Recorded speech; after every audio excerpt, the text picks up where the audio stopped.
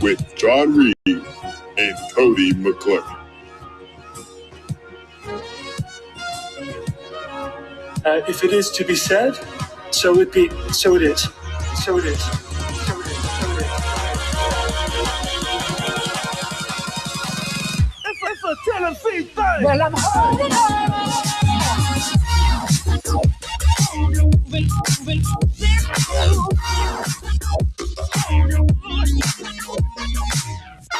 Back in the booth, back on the airwaves, coming at you live from the White Claw Hard Seltzer Studios.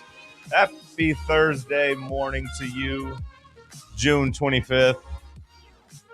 John Reed, no Cody McClure for the rest of the week, as I keep telling you off the top. I checked in on the big guy, though. He's doing okay. He'll be back on Monday. I got Josh Lovett, new to Fan Run, sitting in his place, introducing himself to the audience. And then I got my good old reliable P team, Sam Beard, and Bad News Bubba. Josh, how are you this morning? I'm doing just fine, John. Had a good night watching the draft. Was happy to see Gillespie and Okpara get taken. I think to pretty decent spots, and we'll touch on that as the show goes on. And then some late night World Cup drama. South Africa upset South Korea, and they're through to the knockout stage.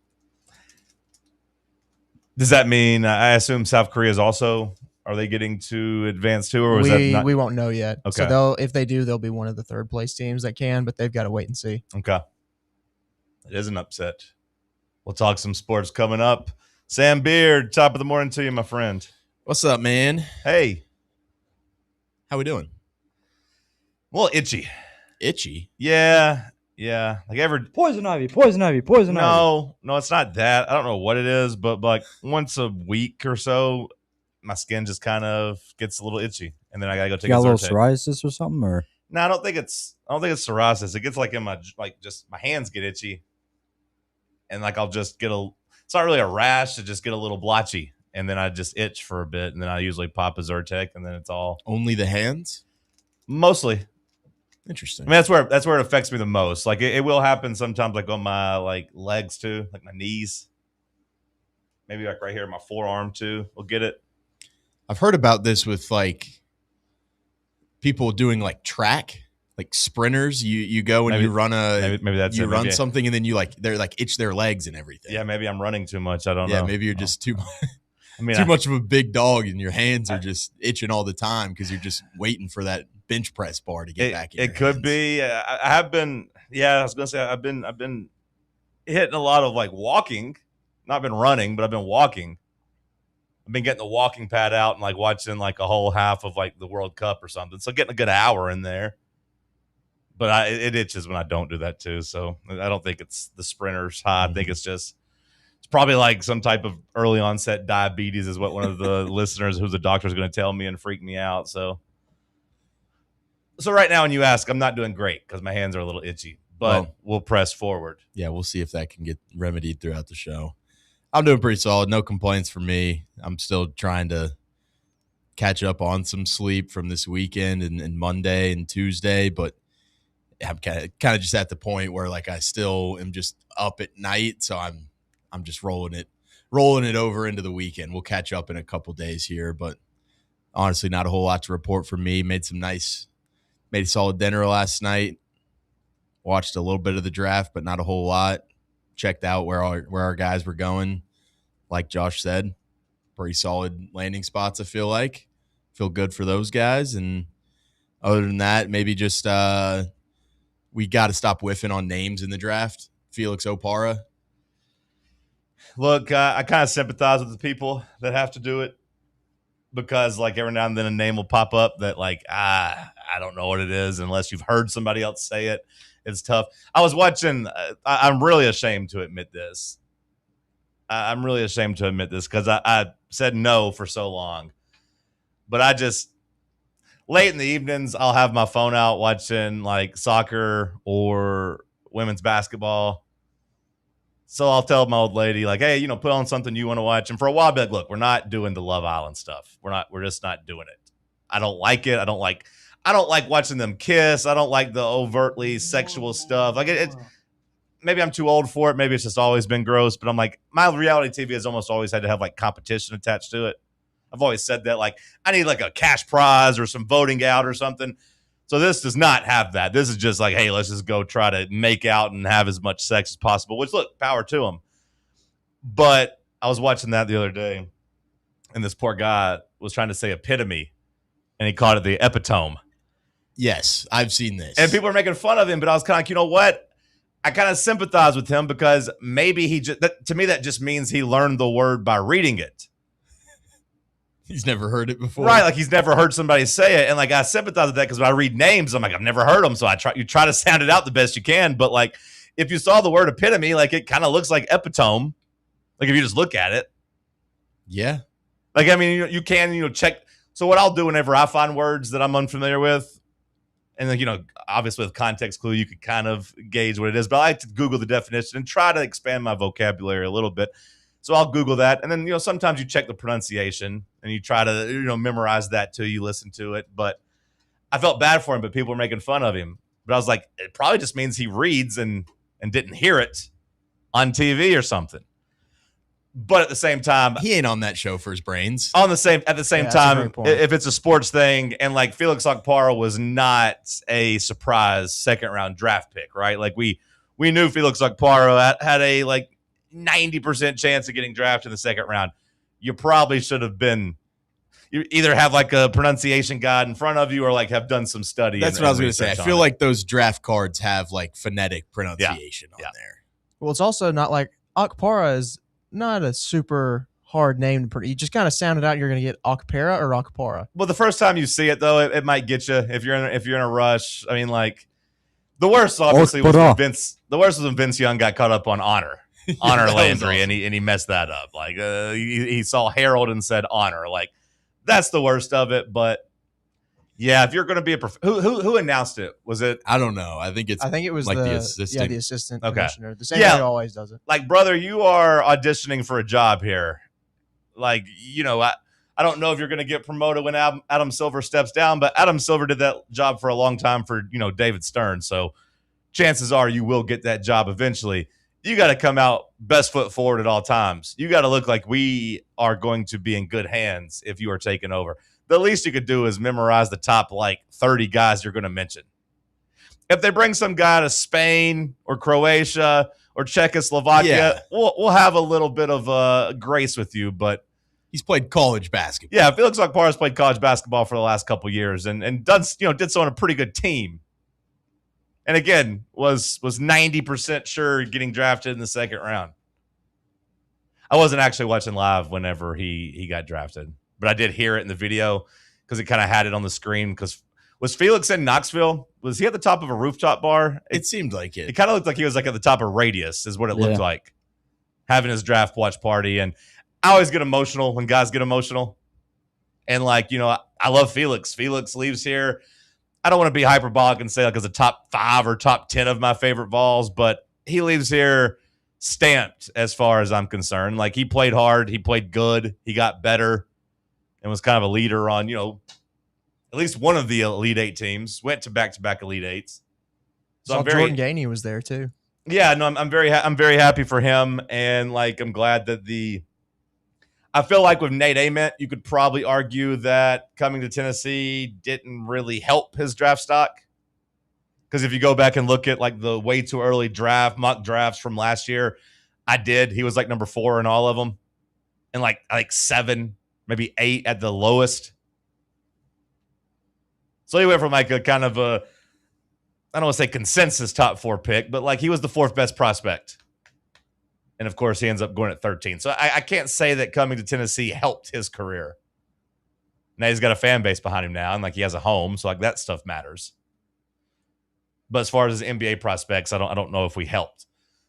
But Felix Okpara and Jacoby Gillespie, I feel like we can say both those guys kind of got helped by coming to Tennessee and playing here, and they now end up in the NBA, or at least with a chance to end up in the NBA. Bubba, top of the morning to you. Quick question. For Love Island, was the epitome guy Tino Ellis? All I know is the one Latino girl that they kicked off for saying the N-word. I know her, And I think there's a sweet little white guy named Bryce, and he loves his Nubian goddesses, which is funny to me because he does not seem like a guy that would be into black girls, but he can't get enough. Hey, rock on. He brother. can't get enough. So that's always surprises me, like whenever I'm watching. And he has a couple of them. And I'm like, good for him. And like he's crying, talking about how the one black girl is not as sweet as the other black girl that he misses. So I'm like, you know what? This is good for equality and love. But that's the only guy's name I know. I'm not even 100% sure his name is Bryce. Okay. Yeah, I don't know who'd you say? Tito? Tino. No clue. Yeah, he was a former footballer. Okay. I have seen one Is guy. he like Colombian looking? He sounds Colombian or like Hispanic. He's African American. Oh, okay, then no, he's Played not. at Maryland, then he played for the Saints, Oh, Dolphins. okay. I know who you're talking about. and then Dolphins. Okay, I know who you're talking about now that you said it, but no. There's some guy who got introduced that looks like a mix of Jalen Hurts and Charlie Kirk on the show. I have seen the pictures of him, but that's a combination. I don't know. I saw all these tweets of like, I dare Jalen Hurts to have a bad game this year. Yeah. I do appreciate that. And again, for a long time, I was like, I'm not even letting it be background noise because I hate the background noise. But the last couple, this week it's been on a couple times. Got to throw the old lady a bone every now and then. As I'm sweating out Olivia Miles, 20 points. I don't want to really get onto a tangent too much too early, but I had a good night last night. But I would have had a great night. I brought you boys biscuits. I'd have brought you some steak if Caitlin Clark got to 20 points last night. And they got choked they out. They took her out at 19. She had 19 and they took her out. Cost me a fortune. Probably because she was having trouble breathing after she assaulted. got. Yes. I know they broke her back, and the WNBA does nothing to protect her queens and nothing to protect me. She had 19. She had 16 points at halftime. I'm like, well, this is good. Cha-ching. About to be like an 8-leg parlay that hits with a big profit boost on top of it. No. I look back, she has 19. It's like 5 minutes left in the third quarter. I'm like, that's weird that she's already out, that she's only played 20 minutes. What's happening here? Foul trouble? No foul trouble. What the hell's going on? Then I searched Twitter. She's laying on the ground. She's limps off. Forearm on her neck. John, I can't get another bucket. It's tough. It's pitiful. It made me so mad. And, like I said, all I needed was 20 damn points. She had 16 at halftime and then had 19 with 5 minutes left in the third quarter. But enjoy the biscuits over there, boys. Courtesy of Olivia Miles, my queen. Thanks, Olivia. So that happened like in the third quarter of the game? Well, they beat her ass the entire time. They beat her ass in the second quarter. That's and then every game she plays, though. That everyone's taking a shot at her. The coach finally said something. But Aaliyah Boston, I know that you're like the number one pick, but I hate it for you, sister. You're the biggest girl on the team. You're the center. And you might not want to be a goon or an enforcer, but at some point you got to elbow somebody in the damn throat. Like, you might not want to fight. You might not have it in you, but God gave you this size for a reason. You gotta beat somebody's ass. Even if you don't like Caitlin Clark. Now, it does seem like Aaliyah Boston likes Caitlin Clark. They seem like to have a pretty good relationship. But, like, you got to fight somebody. And Alyssa Thomas is scary. She's a physical person. But you got to go in there and you got to at least elbow her guard in the face.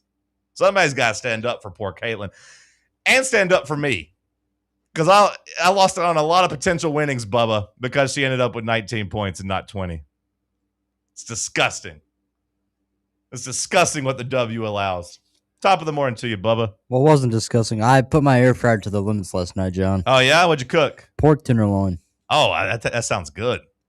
It turned out better than I expected. I've put that in the air fryer, too. It comes out fantastic. I don't like it charred a little bit around, but then it's like still somewhat juicy. And I'm like, I'm actually surprised by this. The air fryer can do a lot of things. I don't love pork. I don't love pig, but I do like me some good tender pork tenderloin.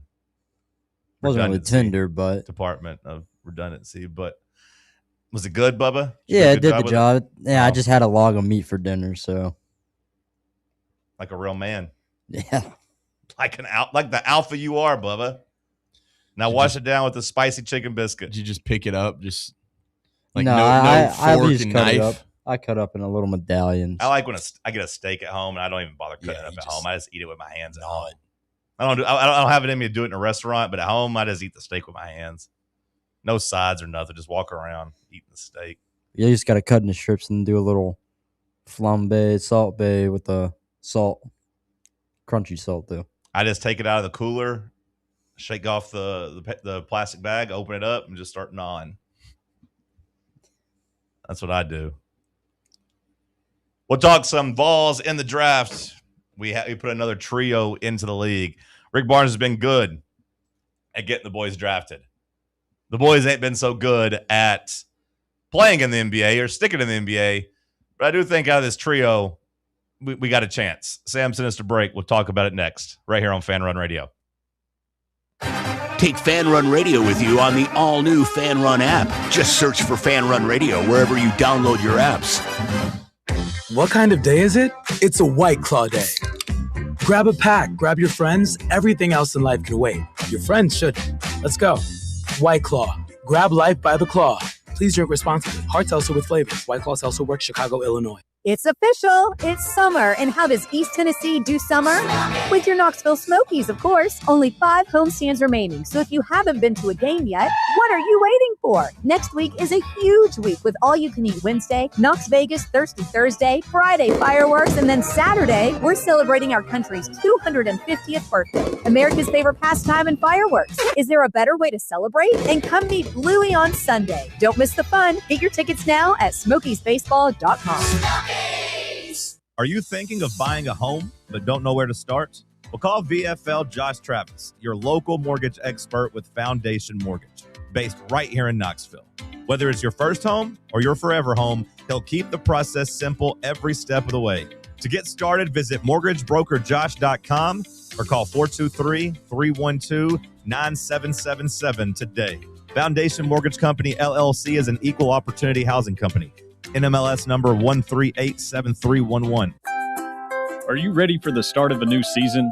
Maybe looking for your team to go on a tournament run? Get game day ready with Crumble. Head on over to your nearest location and pick up 12 pre-selected cookies plus exclusive toppers. When you're looking for dessert options, there's no question about who you should call on. Our listeners already know. Last year, the Dubai chocolate was a home run, along with the brownie batter. Oreo crumb was another crowd favorite. What new flavor will set the standard this season? If you're in the Knoxville area, there are 3 locations ready to serve you: Clinton Highway, Parkside Drive, and Maryville. Download the Crumble app to build your best lineup and vote on the best combos. You can even put your bid in to request a new flavor. Order in the app and slide on over to your nearest location. Tell them Fan Run sent you, and as always, it's for the fans, by the fans. Don't miss the cookies. Welcome to Axle Logistics, where excellence isn't just a goal, it's an energy. As a leading third-party logistics company, Axle is powered by an award-winning culture built on a work hard, play hard mentality. Here, the drive for success is contagious and hard work never goes unnoticed. Whether you're just starting out or looking to level up, Axle Logistics is the place to launch your career. Join us and take your ambition to the stars. To learn more, visit axlelogistics.com.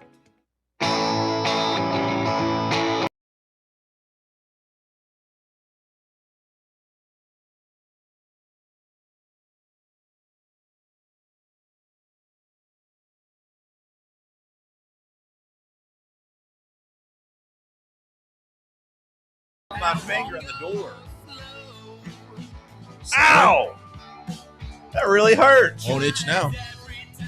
That did take my mind off the itch, although this hand still itches. But hell, Josh wouldn't move out of the way. He just leaned back, looking at pictures of the World Cup. Next thing I know, I'm trying to. You got to yell out in pain. Slide. Say, ah! I did. There he did. It was a cartoon-like yelp.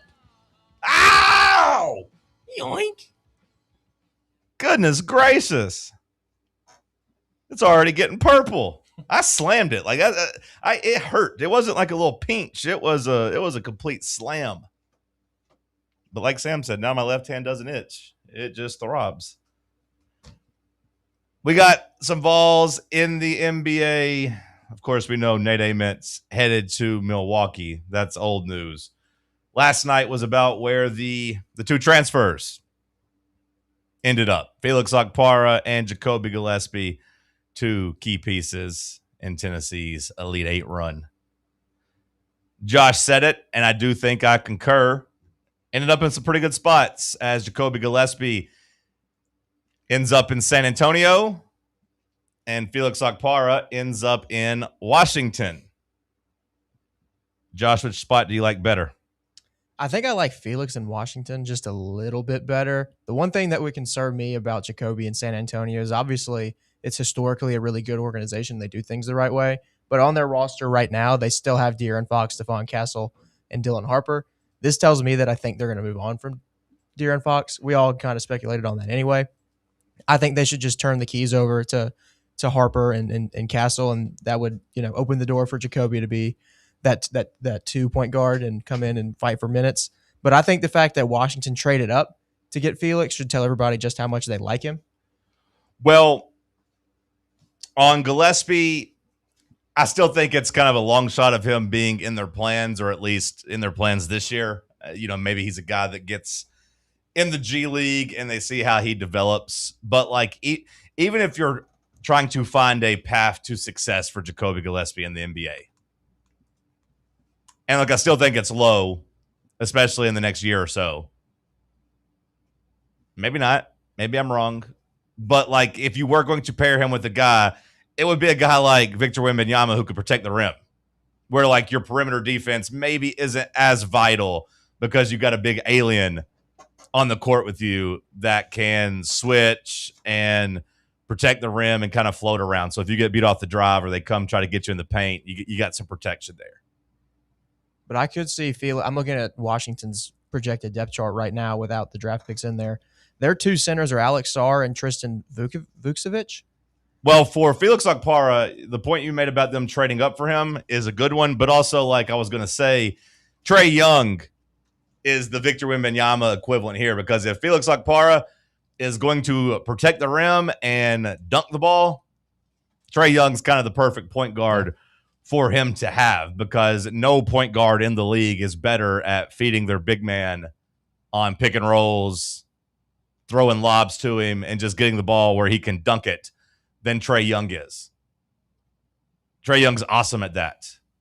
Now, you talked about Sarr and Vucevic. I don't know who that. I don't even know who that guy is. Well, that's what I'm saying. There's a key spot for. Well, you're also missing Anthony Davis. Anthony Davis is. Well, he's their power forward. Yeah. No, but I mean, like, no matter how hard he tries, he's going to end up playing minutes at center and being, at center. I don't know how much him and Sarr will, share the floor together. Sarr does have some 3-point shooting. Davis doesn't like banging at center, but like I do think you have to include him in the frontline conversation. But for Okpara being that fourth big, that's a chance to be on the roster, and that's a chance to get out there and get 7, 8, 10 minutes a game, and maybe work your way in. I've said since Felix got here that I want him just to be Tyson Chandler, which is protect the rim and dunk the basketball.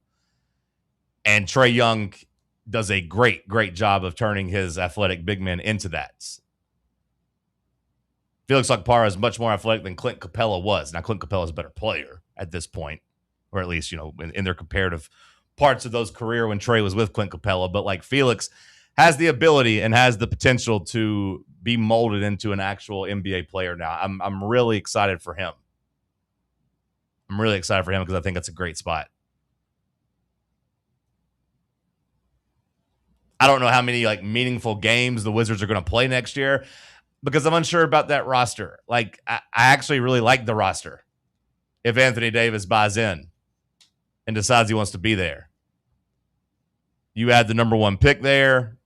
You add a healthy Trae Young there. That's a pretty good start. It's probably a play-in team, you would imagine. That's anyway. Well, that's the thing about the upcoming NBA season. And look, I know you guys don't want to hear about the upcoming NBA season whenever the last one just ended and we still got to go through free agency and trades and everything. But like, just looking ahead to it next year, tanking should be gone. Tanking should be gone, where you don't have teams racing down to that bottom because you get punished for being in the bottom, which means everybody should at least be somewhat trying. And when I look around the league, everyone should be at least kind of going for it early on. The teams that were used to being bad, everybody except the Nets has gotten like significantly better. And if you talk about the Nets, hell, maybe you even say they've tried to get better getting Julius Randle. But like the teams that were at the bottom last year, like the Indiana Pacers, hey, Tyrese Halliburton's coming back. They spent all those picks on Zubac. They're going to be trying to get better. Now the Bucks, I guess throw the Bucks in there with the Wizards. They'll probably throw the Bucks down at the bottom, where they'll probably be the team that's trying the least. But all the other teams, 13 maybe, let's say, besides Brooklyn, going to be trying to make a run at it. In the West, I mean, really, I look at the West, and it's only kind of Sacramento that I look at as not being, trying to go for the playoffs. The Pelicans going to try to make a splash. The Mavericks with another year of Cooper Flagg. The Jazz, Jaren Jackson Jr. for a full year and adding, Darren Peterson there. They're going to be thinking about trying to be a playoff team. And the Memphis Grizzlies, shout out to them. They had a big night last night. They didn't end up with any of the hometown boys, but they went out and they traded for a enforcer, which I like. That kind of goes back to what I was talking about with Caitlin Clark. You know who's not going to get hard fouls and cheap shots thrown at them next year? Cam Boozer. Because the Grizzlies went out and traded for a guy who were little to kill somebody for doing that. They got the guy that wants to fight more than anybody in the league, which means his rookie's going to be protected. Maybe women's basketball don't have the Isaiah Stewarts out there, but I thought that was a really shrewd move by the Grizzlies, beefing up that front court, protecting their asset. That's the type of stuff good organizations do. So, yeah, look at the West, look at the East, and really like 26 of the 30 teams should be going for it. The Wizards, of course, you don't go out and get essentially two max players with Trae Young and Anthony Davis, add the number one pick, and then, tank again. So they'll be going for it. Whether or not they can get there, we'll see, but I like their pieces. And I really like Felix Okpara's chance of being on that team. Now, look, as a rookie, I don't know how much, him or Gillespie are going to play at all. Even as a rookie, I don't expect Felix to really be too much of a factor. And I'd imagine he'd be a two-way player that still spends some time in the G League. But, Trae Young signed a 4-year deal. And I do think if I could pick one point guard to have a chance to make Felix good, it would be Trae Young. Bubba, are you a Wizards or a Spurs fan now? Now's the time to jump on the Spurs bandwagon. You could just say that you love the East Tennessee boy, Jacoby Gillespie, and you are going to root for the Spurs. Now's your chance. Do I have to buy into the whole organization for one guy? I mean, again, you like the Boston Red Sox because they start with a B. I don't think you have a. Why did you become a Colts fan? Was it because of Peyton Manning? Kind of, sort of. So when I played football, one of my best friends at the time on the team went up there, and he brought me back a pennant because I went to go see Peyton play. And so because he brought me back that Colts pennant, I was like, all right. So if I get you a Spurs flag, that's enough? It's not as meaningful if you don't travel down to San Antonio to go. Well, I'm not going over to San Antonio to get it. I was just going to do Amazon. It's Prime Days. Let's see if I can find a deal on a little flag, a little pennant. Now you give me the nice little, multicolor one. Might be talking. All it took was somebody bringing you a little gift, and then you're a Colts fan. Yeah. Okay. So not a Spurs fan. You don't want to root for him. It's a good time, Sam. You've been looking for an NBA team for a long time. I'll jump in on the Spurs. Yeah, I'll take this opportunity. Yeah, I just love Jacoby, man. Yeah, man. East Tennessee kid, love him. I actually do really like what the Spurs did with their draft this year, though. Sure. I mean, they went out and got a lot of defense. They need a goon too. Yeah, because the problem they've had is that Victor is kind of their goon, and they don't need their best player to be their goon. They need some enforcements too. So, yeah, go get some defense and see what they could do. See if they can get some nasty guys. They got that Quaintance kid from Kentucky. They got UConn center. They're Gillespie, trying to get I think, is a good, defensive guard, obviously. I think they got some good defensive pieces that can be rotational guys. It does make me wonder if they don't really want to play Wemby at center, all the time. If they want to have him have some minutes out at the 4. And that might sound dumb, but keep him from getting just banged on and knocked around for 80 games and then the playoffs. He plays like a guard. I mean, for better or worse. I mean, he shoots out there, wants to shoot threes and shoot, pick and roll jumpers, pick and pop jumpers. Like, let him hang out the four a little bit. So maybe they go out and get some size to give them some versatility. Quaintance, he's already going to have another knee procedure, though, right? Like, I think they've already talked about his knee still not being right. Yeah, that one was a little confusing. Yeah, I mean, maybe you're I didn't just love betting that on the pick either. upside just because he's an absolute freak if he is healthy. But it just feels like a guy that's never going to be like Yeah. a healthy or a factor. Like, it just feels like he's going to always be kind of a. And for that to be a first round pick too, and like Yeah. if you took him, early second round or something, I can get a little bit more behind it. But taking him where they did, it was very questionable. Yeah. Jacoby, like they've got a good group of guards. Castle and Harper going to be good guys to learn from. But also, like, if Gillespie can go and shoot at a elite clip, maybe he's got a chance of being, a guy that gets to make the roster. maybe it's just because he looks like him, but I kind of think of like Trey Jones for the Spurs a couple years ago with Gillespie, just like not going to be a starter for you necessarily, but just can be a guy in that like second unit off the bench that can go give you a couple minutes to kind of bridge the gap when your starters are resting a little bit. It'll be interesting. And look, most second round picks don't really ever make an impact, but some do. Some do. It's almost like having a quarterback on a rookie deal. If you can find second round picks that can play, that pan out, like that's the ultimate like cheat code. Jalen Brunson, Nikola Jokic are two of the best second round picks ever. Now, obviously, I'm not saying Jacoby Gillespie or Felix Akpar are going to be those guys, but if you can find rotation players in the second round, that's a big help. But for the most part, it doesn't pan out. For the most part, second round picks never really crack it. Barely even make the team. Like, the success rate of even being on the roster is low. But like I was saying, if I could have cut out two perfect places for them, I think maybe they both landed there. Because Jacoby Gillespie, like if he goes to a bad team, you fall through the cracks. You never make an impact. You never play. You develop bad habits. Your defense gets exposed. The shooting doesn't matter. The way he can kind of like carry himself doesn't matter. Getting to go to the Spurs is going to be hard to carve out minutes. But like I said, if you can, and you can provide some shooting, because for as good as Castle and Harper are, neither one of those guys can really shoot. There's a chance there, albeit like a 10% chance. Felix, I'd put more so at like almost 50-50 in terms of him making an impact for the Wizards, or at least being in their plans. Well, I think that's just because his game, like we've talked about, translates so well to the NBA. Yeah, size matters. Size matters. Also, is how athletic he is. That's going to help so much. Size matters, and athletic size is the key there.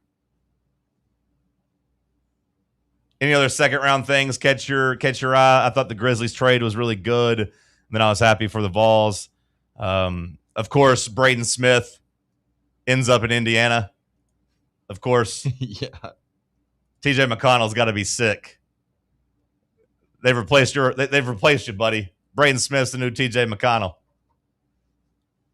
Well, you talked about just before we came on, you liked the Henry Visar pick by the Hawks. Yeah, the Hawks, I mean, from their perspective, I was pumped for them. I saw stuff that his agent said he's refusing to do like a two-way contract, though. Yep. Well, so you're drafting a guy that late into the draft, but he's saying he's not going to go play in the G League. You can still go play in the G League, but you just get an actual NBA deal. So two-way just basically means you're capped. Two-way is going to mean that you're going to spend the majority of your time in the G League, Sam, and then you only get it's like 20 something days where you can be on the roster. Mm-hmm. So like you're kind of capped at only being able to play 15, 20 games. But it's not unusual. Like you'll see it sometimes in the NFL where guys are like, "Hey, don't draft." Well, once you get like the 5th round, you're like, "Hey, don't draft us at all because we're going to go do. We want to pick our spot at this point and do an undrafted free agent deal and take our chances." Austin Reeves did this as well, where he started falling in the 2nd round, and he said, "Hey, don't draft me. I got a spot. I'm going to go. I want to be undrafted. The Lakers are interested in me. I'm going to go there." So, like, Vesser, is it Vesser or Vessar? I think it's Vessar, yeah. Okay. Vessar, he had some late first round talents or late first round grades, but then, slipped to the second round. I don't know at what point, Sam, but it was reported that he said, yep, don't draft me. I've got a promise from a team that will use me and give me a real NBA contract and will essentially treat me like I got drafted in the first round. And I saw that, and I was like, okay, that's cool. And then, boom, it was my Hawks. And I said, oh, baby, that's great. Because, we need 7-footers. We need some size.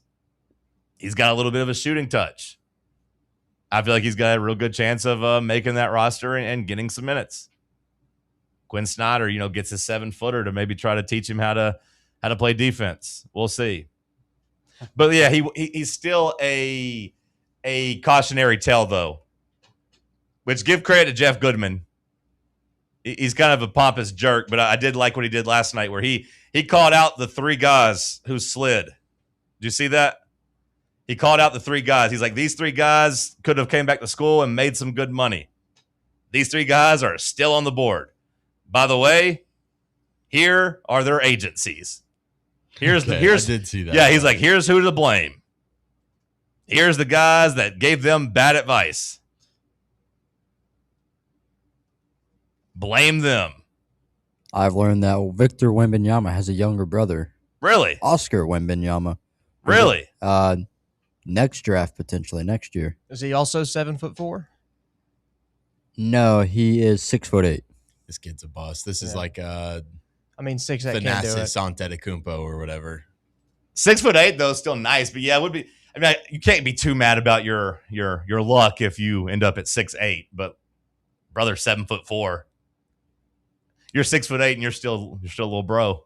That's tough. And you're at 6'8", you're dang near a foot shorter than him. Yeah.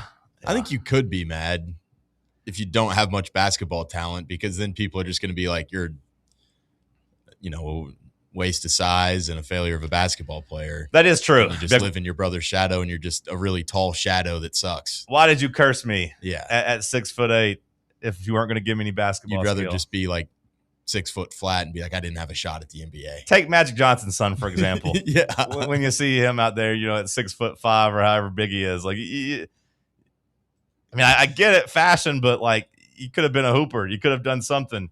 But yeah, Isaiah Evans, he ends up at the top of the second round, going number 3 to Brooklyn, who just takes another guard. They're just going to take as many guards as possible.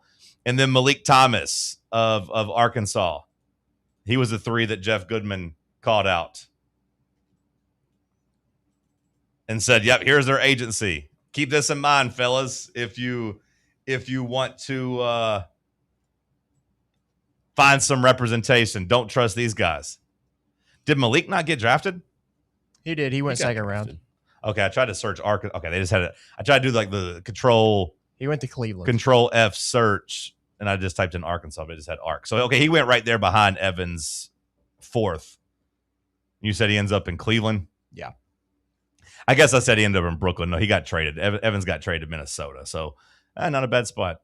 Maybe it'll all work out for him, and that's a good swing if you are Minnesota.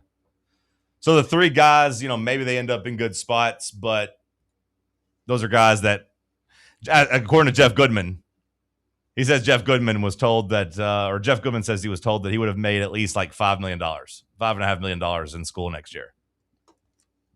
Tobe Awaka never got drafted. Yeah, he was ESPN had him as the best player available that didn't get drafted. Interesting. I'm not surprised that he didn't get drafted, but, he's a guy that I think could maybe work his way into it just with his effort and size and rebounding. We'll see. He's strong, but he's just not tall enough, I don't think. Yeah. And he's not really athletic enough. He's athletic, but he's not athletic enough to be out there like guarding guys on the perimeter in the NBA. So kind of the same way like Oscar Tshiebwe never really, made it in the NBA. I feel like Tobe's fate is probably just making a bunch of money overseas or suing. If I'm him, I'm suing. Not the NBA, Bubba, for not drafting him, but I'm suing college basketball and saying, hey, I want to come back to school. The whole 5 years to play 5 years thing, let me come back. Let me do that. Let me get some of that because I can come back in school and make a couple $1 million. Try this whole thing again. If I'm an undrafted guy, I'm at least considering that. I'll say this about the Heat's pick. They took Ryan Conwell in the second round out of Louisville. We said they needed shooters. Averaged 19 a game as a career, 37.5% three-point shooter. He's like a volume shooter. I want to say he shot 9 threes a game.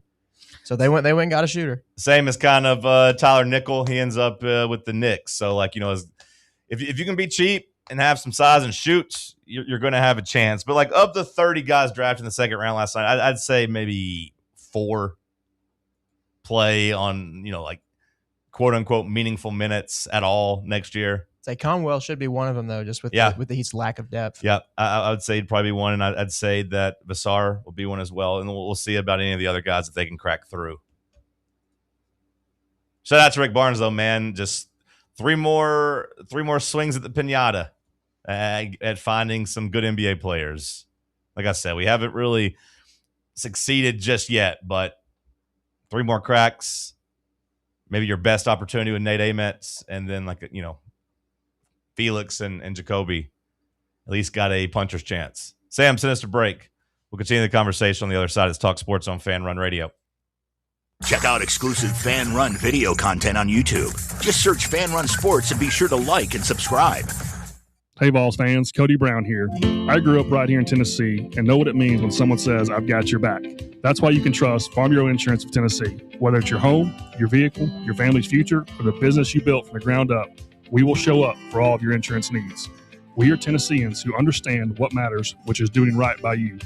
Insurance is not all about just paperwork and policies, but it's about the people we insure every day. So if you want insurance that hits home, give me a call at 865-992-3871. Go Vols. Yeah, it's another day, but what kind of day is it really? A day of doom scrolling? Laundry day? Nah, it's a White Claw day. Light and refreshing tasting, uniquely cold way filtered. There's an iconic flavor for everyone. So grab a pack, grab your friends. Make the most of each day with those who matter most. When you're together with White Claw, every day is a once-in-a-lifetime experience. You just gotta grab it. White Claw. Grab life by the claw. Please drink responsibly. Hard seltzer with flavors. White Claw Seltzer Works, Chicago, Illinois. Citizens National Bank. Life is more fun with a Good Life account, offering extra benefits, including bank travel. Experience the trip of a lifetime to Ireland. Explore rolling green hills, historic castles, and charming villages across the Emerald Isle. Get in on the fun. Call 865-429-7935 today. Citizens National Bank. Banking never felt so good. Member FDIC. Located in Knoxville's historic Old City, Barley's offers great food, live music, the best draft beer selection in town, and now your new favorite place to watch sports. Their indoor projector is perfect for any weather, and they've revamped their upstairs area with more TVs to take in all of the action. Their menu features hand-battered chicken tenders, juicy burgers, fresh salads, and the tastiest pizza in Knoxville. You can enjoy their happy hour drink specials daily from open until 6 p.m. Barley's Tap Room and Pizzeria. eBay Motors is here for the ride. Go ahead, feel your engine. Admire that perfectly installed exhaust. Your vehicle's moving along this freeway like it was made from fresh installs and a whole lot of love. With eBay Motors, you get over 122 million parts to keep it running. And with eBay Guaranteed Fit, they'll be the perfect fit every time. Plus, at these prices, well, we're burning rubber, not cash. Keep your ride or die alive at ebaymotors.com. Eligible items only. Exclusions apply. Running a business, coaching a team, planning your next big event, you need more than just gear. You need SM Athletics and Logo Solutions. Custom uniforms, branded apparel, promotional products, done right, done fast, and built to show off your brand with pride. From local businesses to high schools to major universities, SM Athletics is trusted by winners. Get real service, get real quality, get noticed. SM Athletics and Logo Solutions, where your brand comes to life. Visit smathletics.com and let's build something great together.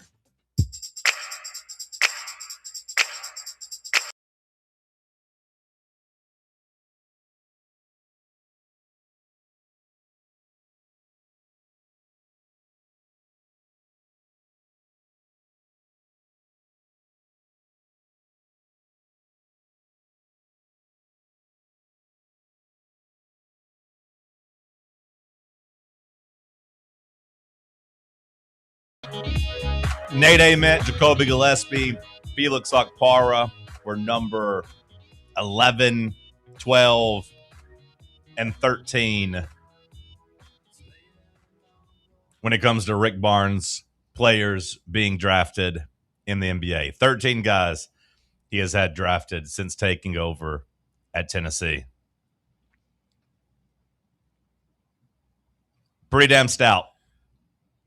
Pretty damn stout, especially when you consider that we'd pretty much had 13 guys taken in the, 2015 to 1985? 30 years. 30 years prior, you had 15 guys taken. Or 13 guys taken, 13 guys taken in the 30 years prior. Rick Barnes has matched that, just in basically a decade. Pretty damn stout. Although I can't help. Go ahead, Sam. I was just going to say, surely we get one hit in the NBA out of here. Well, I was going to say, if you look at the list, it's not too impressive. No, it's not. It's not impressive what they actually do. But I got to say, at a certain point, I don't blame Rick Barnes for that. The recruiting pitches, we can get you to the league. We can't. We're not there to coach you after. It is literally you can lead a horse to water, but you can't make them drink. I can get you to the pond, brother, but you got to figure out whether or not you can bend your neck down and lap up the water.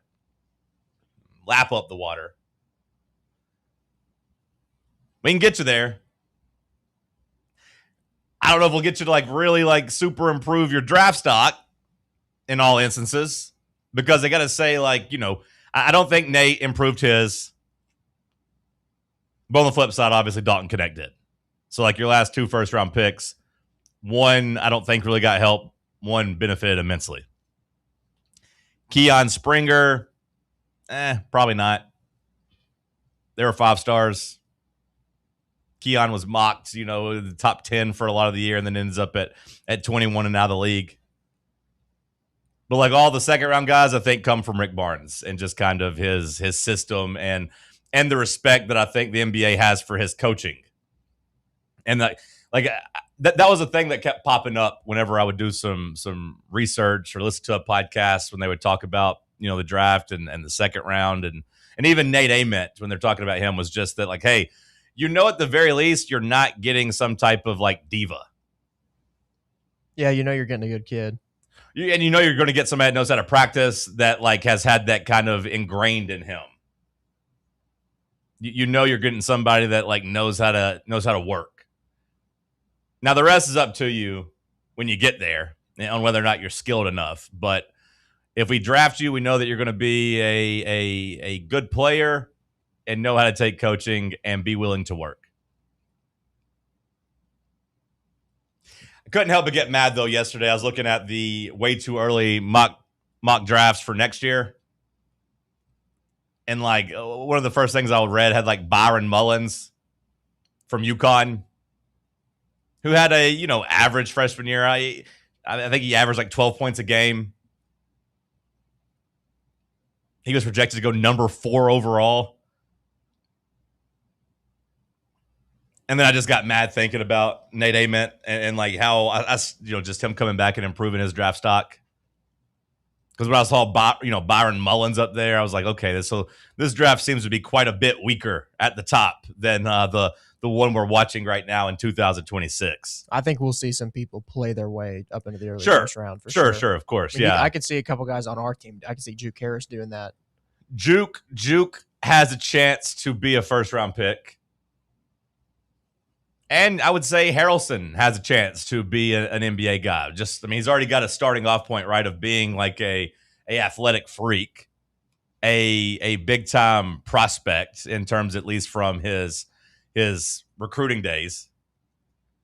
Terrence Hill, he's somebody I could see if he plays well and does it, because he'd been at VCU, he'd done it at the high, mid-major level. If he can do that at the SEC level, I'm not saying he could be a first-round pick, but I could see him playing his way into the second round. Having a Jacoby Gillespie type of emergent, sure. This CBS mock draft has that Amari Allen kid for Alabama as the number 2 overall pick. That's what I'm saying. Every time I looked at him and I was scrolling, I was like, okay, this kid from Arizona, yeah, he's supposed to be a stud. And the top 2 or 3 picks and some of them, I was like, okay, I've heard the hype around this guy. Yeah. But then when I got down to the actual like college players, I was like, wait a second. And no disrespect to Byron Mullins if he's listening, but like Braylon. Either way, that's part of the point. I don't even know the guy's damn name.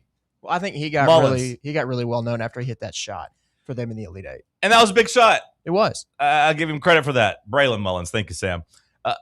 But like I said, last year it wasn't like he was a knockdown shooter all year. He shot 33% from three. Now he hit the big one, and yeah, maybe he thrives at UConn. Maybe he's the main guy this year. But just when I saw that he was projected there, I was like, man, if Nate Ament was still in school and in this draft, he would be projected top 5, which would be like, Nate might be projected 1 if he came back, to be honest with you. I mean, possibly. I didn't want to go that high and just sound like a homer or whatever, because think about it. He'd be 19 and he'd still be 6'10". He'd be stronger and he'd have the same skill set and it would be better. I just think they really like that guy at number 1 this year. What's his name? Or the Tyron Stokes guy. Like I think he's supposed to be one of those like generational. We throw that around, but he's supposed to be like. He's supposed to be pretty good. He's supposed to be the man. Yeah. Where's he going to school? Arizona, okay. I believe, right? I thought it was Kansas. Is he Kansas? I'll look it up. Tyron Stokes. He's Kansas. There's one from Arizona. There's a stud from Arizona. You are right. Yeah. Tyron Stokes is Kansas. Who'd you say the one from Arizona was? Krivas? Yeah. Maybe. Big white European center. No. Caleb Holt is who I'm thinking of. The 6'5", like, kind of wing out there. He's number 3 at the one I'm looking at. He was number 2 at the other one. But yeah, like Nate Ament could have been a preseason way too early, like be back in that top 5 range, and then we see how he plays and where he could play his way into number 1. I likened it to Blake Griffin, whenever he was at Oklahoma and decided to come back to school, and then like swept all the National Player of the Year awards and went number 1 overall, and then went on to make $500 million in the NBA. Like, to me, I think Nate had the chance of doing that. So I'm a little disappointed there. But like you were talking about, so you got Harrelson, you got Juke Harris. Those are probably the most likely guys right now in this mock draft I'm looking at for next year. They do have Juke Harris at number 24. See, the one I had didn't even have Juke on it at all. Okay. And that's the CBS one, so there's going to be some discrepancy once you get past the top like 3 or 4. But like they had him because I mean he was a borderline draft prospect this year. Yeah, he tested the waters. That was part of the deal. And some people said he had the chance to sneak into the end of the first round, which means that he probably would have been drafted at least by like number 40.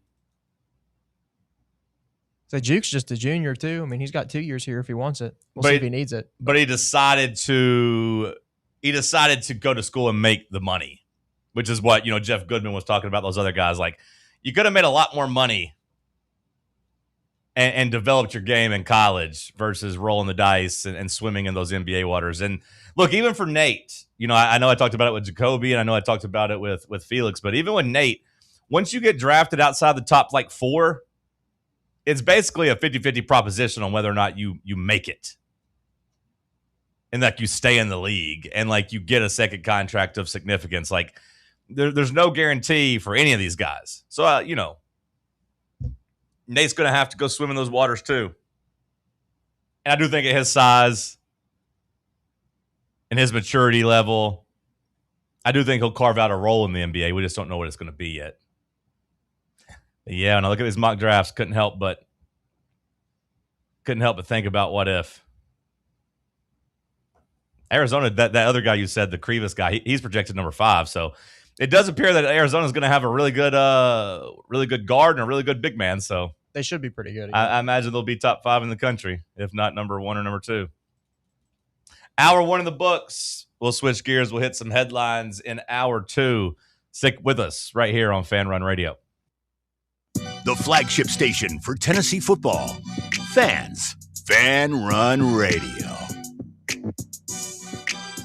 A brand built in Tennessee and born from the love of the game. Inward Half revolutionizes golfing comfort. Crafted by a former pro and dedicated enthusiast just like you, our luxury performance wear guarantees you stay cool and comfortable through every swing and every day. We're not just a brand. We've set out to create a lifestyle for those who understand that impeccable style and premium performance are a hole-in-one. Enjoy the walk-in with Inward Half. Is your yard starting to look more wild than welcoming? Yeah, don't let your landscape be that house on the block.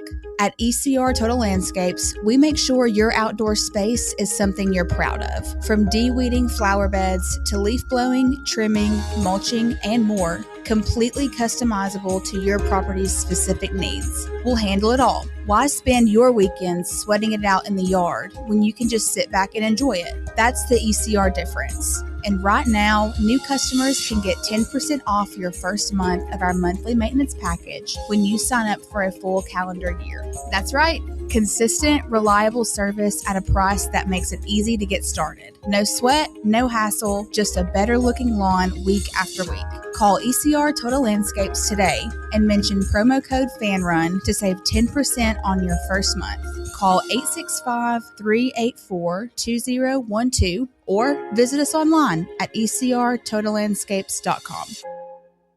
Barley's has live music on weekends, general team trivia on Wednesday nights at 8 p.m., and now live sports trivia courtesy of the Knoxville Trivia Guys every Thursday night upstairs. The game starts at 7 p.m. and is free to play for everyone, so head on down to the Old City and show off your sports knowledge and win gift cards to Barley's. Use those gift cards to buy some delicious food and drinks, and you can take it all in with their wide selection of TVs and indoor projectors. Barley's Tap Room and Pizzeria.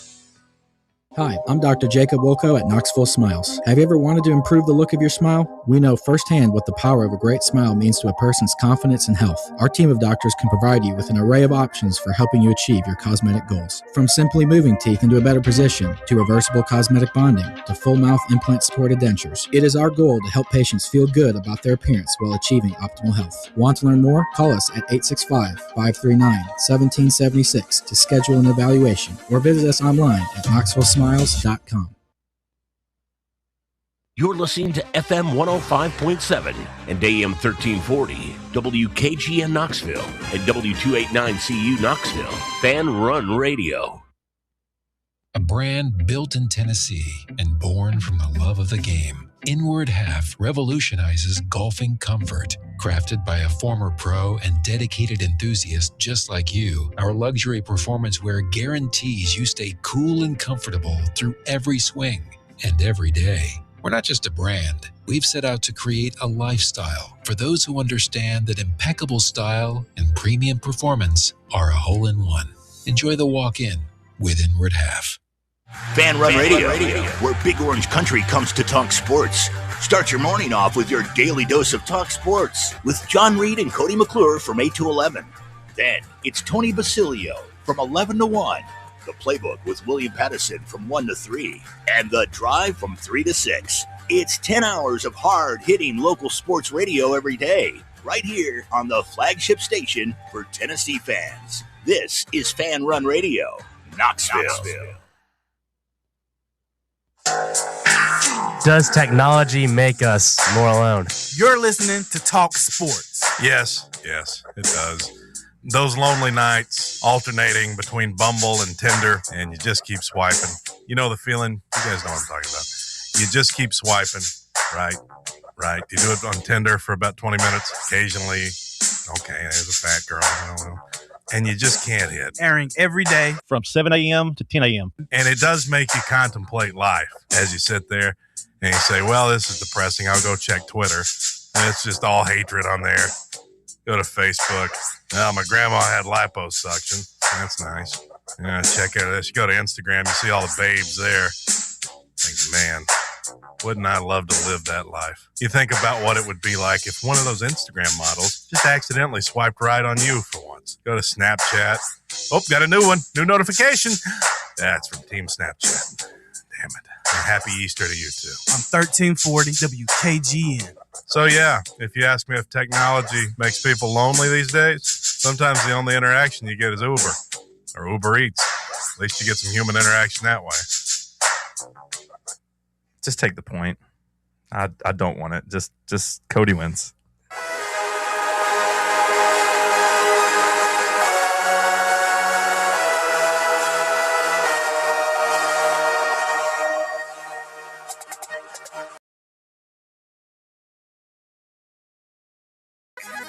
Hour number 2 kicking off here in the White Claw Hard Seltzer Studios. A little Thirsty Thursday action for you, Bubba. No, not Bubba. Bubba Straight Edge. No White Claw for him for the rest of the month. You can drink some White Claw. Drink it responsibly. Hour 2 headlines. Let's go around the room. Let's start with Josh. Kick us off. Give me some news. Yeah, it's an interesting one involving Lions cornerback Terrion Arnold facing felony kidnapping and robbery charges. Yeah, this brother is facing life. This brother is facing life in prison for orchestrating and talking in a group chat, giving instructions during a retribution, a revenge. He thought some people had robbed him, so then he orchestrated robbing them. And then according to the police, the people he thought robbed him did not actually have anything to do with him getting robbed. So essentially, he did all this and threw it all away for nothing. Brutal. I mean, what are I we can't doing? wait to hear about it on his podcast. Well, didn't they like live stream the thing or something? Like there was a live streaming aspect to the story. Yeah. I just know that he was obviously not a very smart person to be committing a crime, to be risking all this while being, in the NFL. He denies all involvement. I mean, that's a method to try to go down. What would have gotten stolen from your Airbnb as an NFL athlete with generational wealth to be like, you know what, I'd rather kidnap this guy than just go buy back whatever I got stolen? Probably. I mean, it says they took over $250,000 in property. I was going to say probably like jewelry. Probably like jewelry. He could still go get another chain if he really needs to. Yeah. No, I mean, look, obviously I don't disagree, Sam, that life in prison, there's not really anything worth life in prison for, as far as I'm concerned. I guess if somebody hurts somebody you love that's close to you, that maybe becomes worth it. A man's got to have a code when it comes to protecting those people. I get that, but yeah, no property. He's the Pooh Shiesty of the NFL. I mean, he's getting 4 counts of each, so he's got 8 counts total. Yeah, no, he's in trouble. He is clearly in trouble. First round pick for the Lions 2 years ago. I don't think I realized that when he got drafted. Like, I knew the name and knew he played, but I don't think I realized he was a first round pick. I want to see Miss Terry's reaction to this. This was the guy that played for Alabama that Miss Terry just like absolutely loved. Really? Yeah. Really? Yeah. Yeah. I wanted to see Dan Campbell's reaction. I mean, I'm sure they'll have a presser on it in the coming days. Yeah, no, I wanted to see Dan Campbell's real reaction when he got the Probably news. just threw like an entire can of dip into his mouth. And he was like, man, this is tough. He's probably like, do what? Huh? Do what now? He did what? Kidnapping? And they were texting about it? Live streaming? Oh, hell. How could you be so stupid? Do what now? Bubba, Sam, the floor is yours. This is heartbreaking news in the NBA. Oh, no. LeVar Ball revealed that his wife, Tina Ball, is filed for divorce after 30 years of marriage. This quote from LeVar, she wanted to go do something else. That's fine with me. We had our run.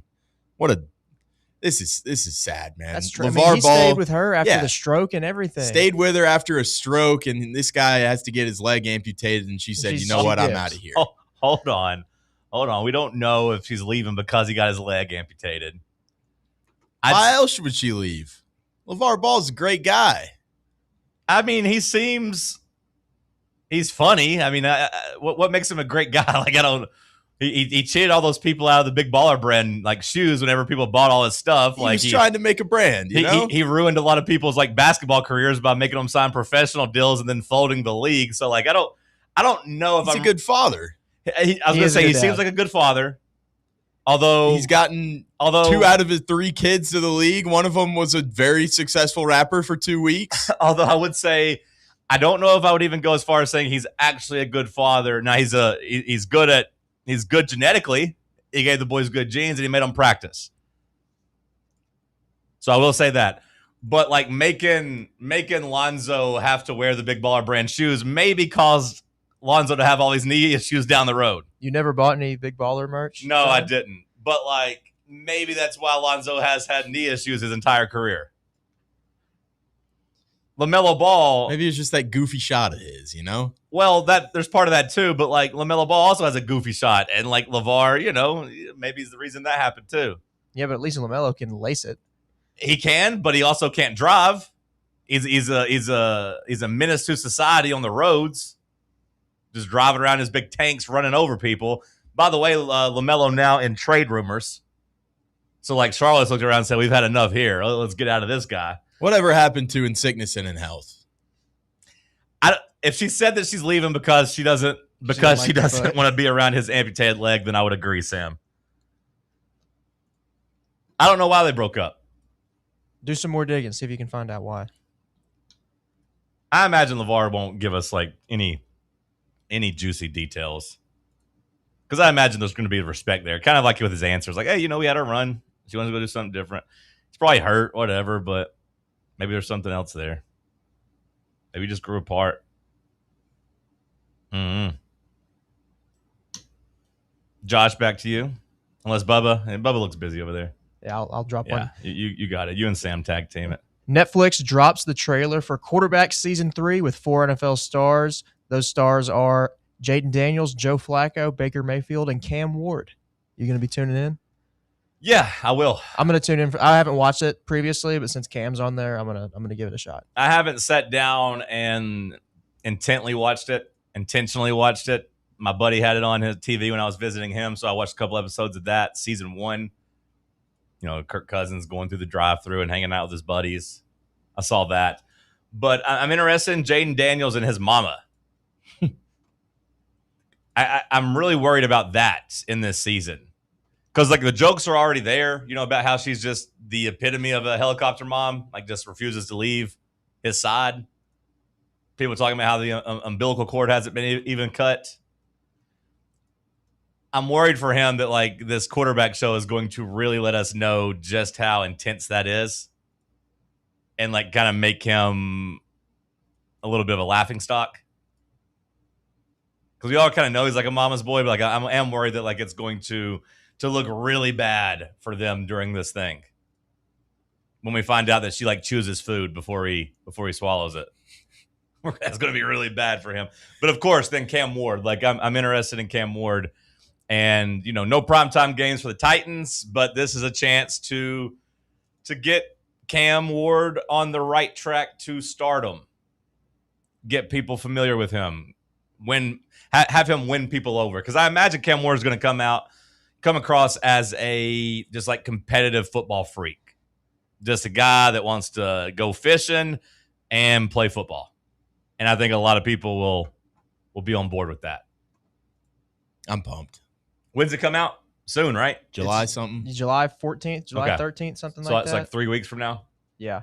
Yeah, no, I will definitely watch those. July 14th. Yeah. Yep. I'll definitely watch those. And Baker Mayfield, like, I don't know if they've already wrapped filming, but I need him to respond to Wyndham Clark. That was awesome. Where Wyndham Clark came out and said, "I hate Baker Mayfield. He slept with my girlfriend." Yeah. We were dating and she banged Baker Mayfield, and I hate the guy. Honestly, I feel like that's a pretty valid reason to tweet that. Yeah. I need to know now. Like, can we get a microphone in front of Baker Mayfield? Do we need a response? Did Wyndham Clark go to like Oklahoma? He played at Oklahoma State. Okay, so there would be some crossover there, maybe. Yeah. I didn't know if it was whenever, like, I assumed it was in college, but I wasn't sure if their paths had crossed. If Wyndham Clark was from like Tampa Bay or something, and this is like a news story that Baker was out here. If it's from college, the statute of limitations are gone, and you can make jokes about that. I think the tweet was from like 2012 or something, right? Really? Oh, I didn't even see the tweet. I just saw the clip. I think the tweet is from a while ago. I just saw him getting asked about it and talking about it. I didn't see So he tweeted out like Baker. Yeah, it was. I think it was like literally at Baker Mayfield, "I hate you" or something like that. It was hilarious. Okay. Who's better at their field? Who's had a better career, Wyndham Clark or Baker Mayfield? I feel like they both made good. I mean, I think you'd have to say Wyndham Clark. He's won 2 majors. Yeah. Baker won the Heisman, though. Yeah. Baker won the Heisman, was the number 1 overall pick. So, like, I think those aren't necessarily majors, but they kind of are. I mean, they may even be better I'd than call the winning. Heisman one major. Yeah. Going number 1 overall is kind of a major, too, I would say. Maybe, yeah. Just feels like he hasn't done anything in the league to, like. Yeah. I mean, he has, but, like. He's not a bust. Yeah. He's not a bust because he's still in the league and playing. You know, he's a franchise quarterback, but he's kind of a bust for the Browns, the team that drafted him. But I'd say winning the Heisman and going number 1 overall is kind of the equivalent of winning 2 majors. Kind of a wash. Yeah. I think Wyndham's about to have like a comeback tour. I think it was big for him with an entire tournament of people hating him and him not reacting in like the Rory McIlroy way. Right. Little baby Rory would have had everybody thrown out. And like the fact that there were like previous instances of Wyndham kind of being a baby, I think it would have been easy for him to like get triggered by that. And the fact that he just was like, nah, I'm good, and just goes out there and still wins and just kind of takes it on the chin. I think some people kind of flip their tune on him. And I thought a lot of the stuff he said afterwards was great too. Just like, yeah, like A, like I know people don't really like me. A lot of that's my fault. B, like Scotty's trying to win a Grand Slam, so I get them rooting for Scotty. He's the best in the world. I liked him after the thing, telling his boys, "We're going to get drunk tonight." Yeah. So like, I think some great. I think he's going to have a face turn. You know, kind of like Bryson DeChambeau did for a little bit. I know Bryson's back to being disliked in the Hill, but like, I think it might take Wyndham until like the President's Cup, playing on a international like team type of standpoint, where then like you get him in Team USA, he can kind of be fiery and that kind of helped Bryson. I mean, being on the Ryder Cup for sure. I just kind of thought Wyndham was going to get cheered today, like this weekend at the Travelers. I feel like people won't be booing him anymore. Yeah, we'll see. More coming out about Diana Russini. We had a big New York Times article yesterday, and we got some a great little piece in here that said when Diana Russini gets pulled over for a ticket, she would be FaceTiming NFL head coaches to get out of that ticket. In one example, she asked the cop his favorite team, FaceTime that team's head coach.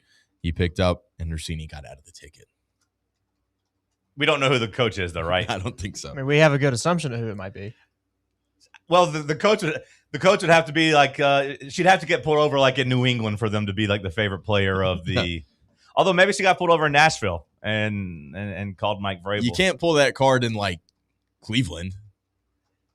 I mean, you could if she had a relationship like that with Stefanski. I just don't feel like Stefanski probably would pick up the FaceTime. I just feel like there's some cops that are like, I don't like my coach, so I'm not gonna really care if you FaceTime him. Yeah.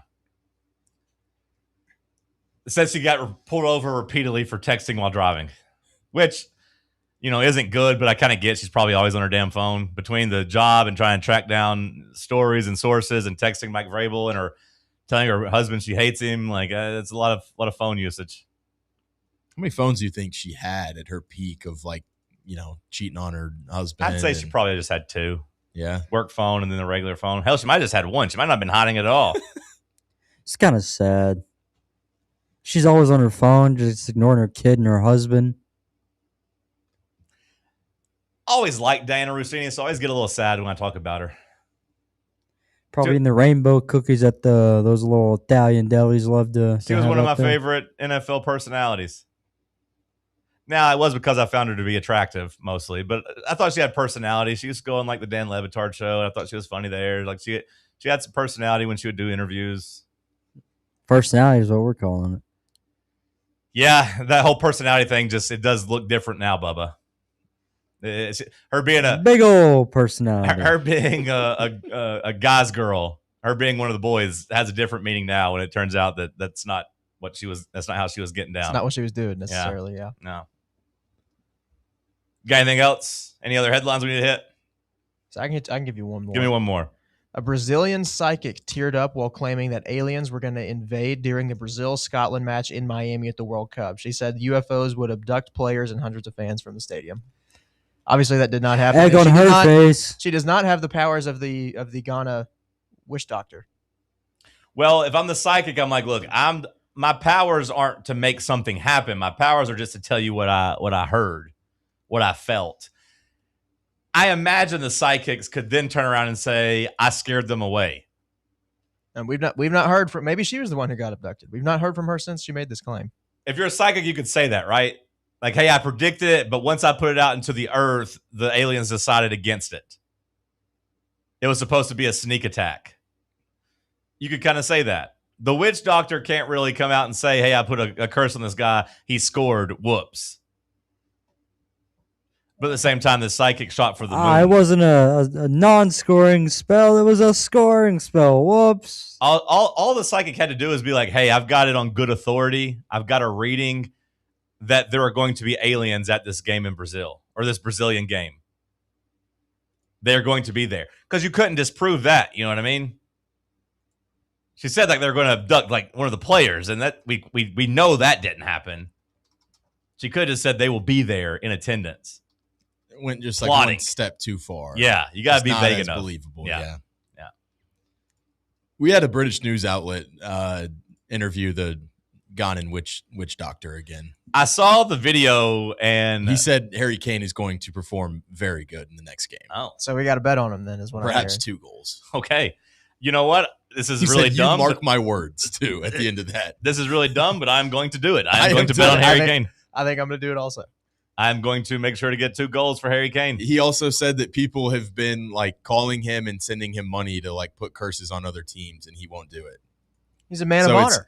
When he like has his mindset on something, it's going to happen. And I think Harry Kane's obviously got. What are the odds right now on Harry Kane? Unlike Danhausen. Probably gone down. Unlike Danhausen, he would just, you pay him money, he'll tell you whatever you want to hear on the cameo. I'm looking this up right now. Hold Until he realized he was in line to make millions on these Knicks merchandise. He refused to lift the curse on them once it became clear they were going to win the title. Is it sexist of me to say that I thought all witch doctors were going to be women? I'm not going to act like I know, the background of most normal witch doctors. Yeah. When I hear witch, I think woman. I think that's kind of fair. Like, I think, isn't by definition a witch a woman? Like, I'm pretty sure, isn't a warlock like a male equivalent? Perhaps. I could be completely wrong on that. Bubba's shaking his head yes. You seem like the type of guy that's into witches. I mean, Harry Potter. Oh, okay, so on Harry Potter, they say there's the women are witches and men are warlocks. Is that right? Do not quote me on that. Probably not. Then why the hell would you say it? That's you literally quoting yourself whenever you say it. You backed me up. We got this thing, Bubba, here. Let me try. You still haven't picked up on it after being with me for 2 damn years, but let me let the audience know. I can see Bubba. And when I say something, I'm giving him ample opportunity to Google it to fact check. He's got the 2 damn computer screens in front of him. Whenever I go on rants like these, it's usually to let somebody stall to look it up. I don't always want the audience to know when we're looking stuff up because in my mind, when I'm acknowledging that we're looking it up, it makes us look dumber. Like there's plenty of sports stuff that I don't really know, but I could talk and Google at the same time. So I hate when somebody asks me something that I'm trying to Google because I want you guys to think I just know everything.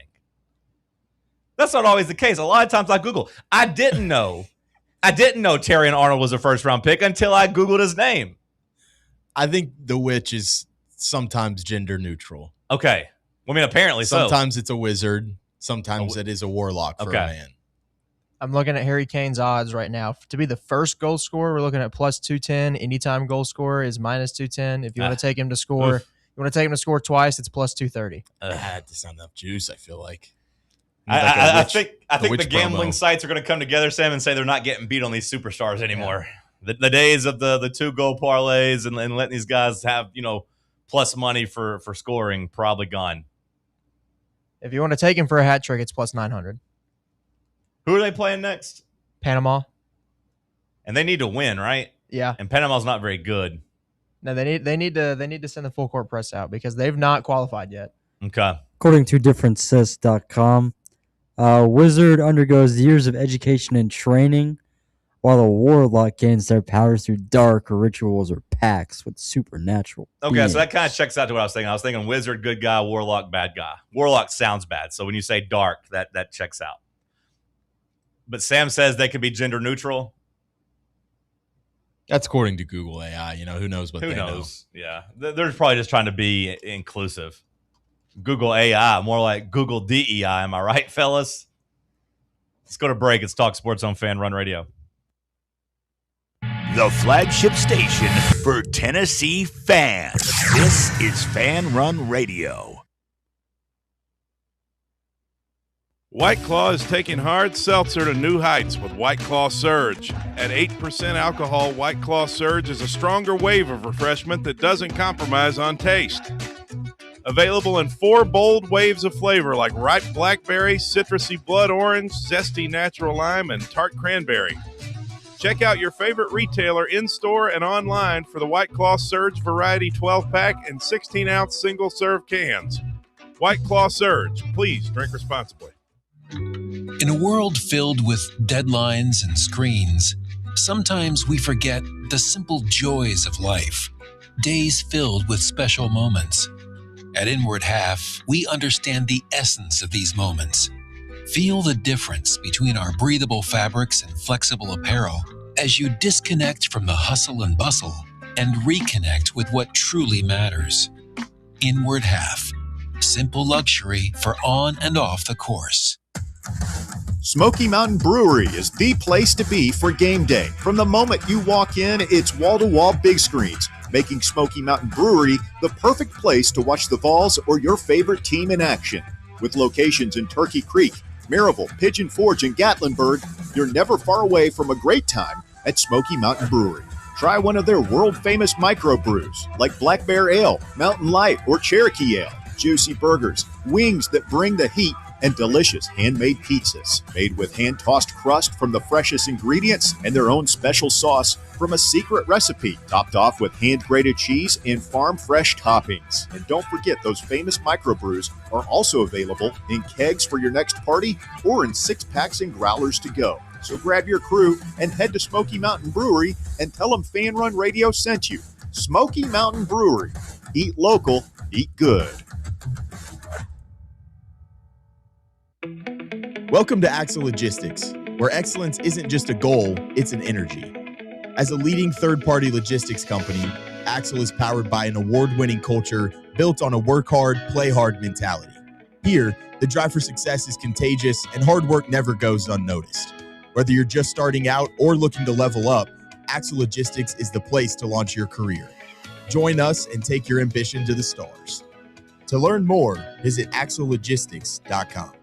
Tired of spending your weekends working in the yard? Let ECR Total Landscapes handle it for you. We'll take care of de-weeding your flower beds, leaf blowing, trimming, mulching, and more. Let us do the heavy lifting so your landscape looks great. Right now, get 10% off your first month of our monthly maintenance package when you mention promo code FANRUN. Reliable service, great results, and more free time for you. Call us today at 865-384-2012 or visit us online at ecrtotallandscapes.com.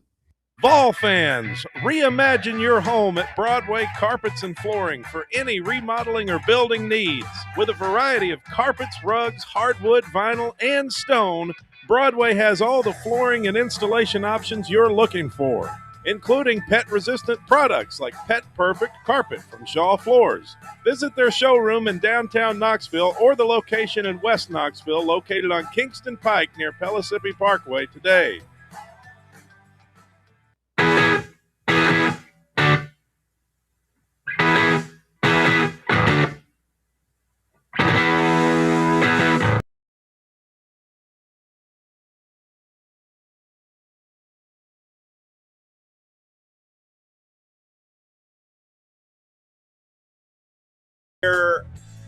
Especially if we're talking a lot of NBA. Maybe I don't do a good enough job of checking in with the freaks over on YouTube. I think a lot of it's just me not wanting to go there and hear them complaining about us talking about the NBA or them being mad at me. But I did check in today. Shout out to the freaks over on YouTube. And Jabbo888 writes in. And he says we're missing the biggest news of the week. And that we got to get to it. And I got to say, Jabbo888, you are 100% right. To me, the news of the week. Is it Jabbo or Jabo? How the hell am I supposed to know? Bubba? It's Jabo. How it doesn't have a pronunciation It's guide. like epitome and epitome again. Yeah. How the hell am I supposed to know? I've never, Jabbo hasn't called me and told me, hey, it's actually Jabo. I don't know. If it was me, let us know in the chat. If it was me and it was going to be J-Bo, I would put J-A-Y or just the letter J, B-O. Now, I understand that you could just do a long A and it could be J, but like I don't have the phonetic breakdown, Bubba. You got access to the chat. Why don't you message Jabbo or J-Bo and get to the bottom of it? All right? All right. Jabbo or J-Bo. But again, I would put a Y or just have the letter J. But either way, he says we haven't hit the news of the week yet. And I do think he's right because this came across my phone yesterday and I immediately had multiple reactions. Andy Bowser, a.k.a. rapper Andy, is fighting in the Redneck Brawl down in Sweetwater on Saturday.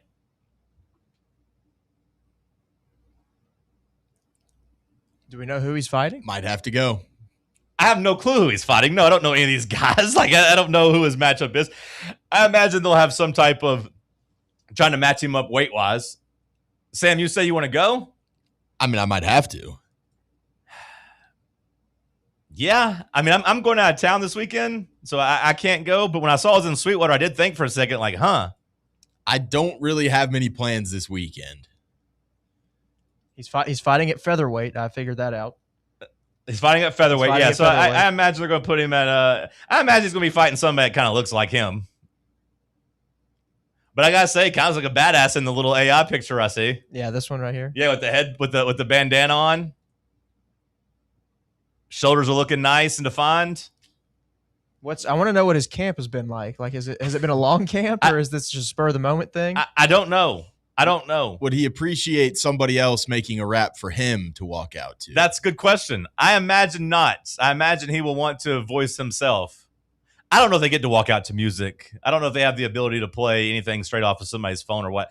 I don't know how they get down at the National Guard Armory in Sweetwater.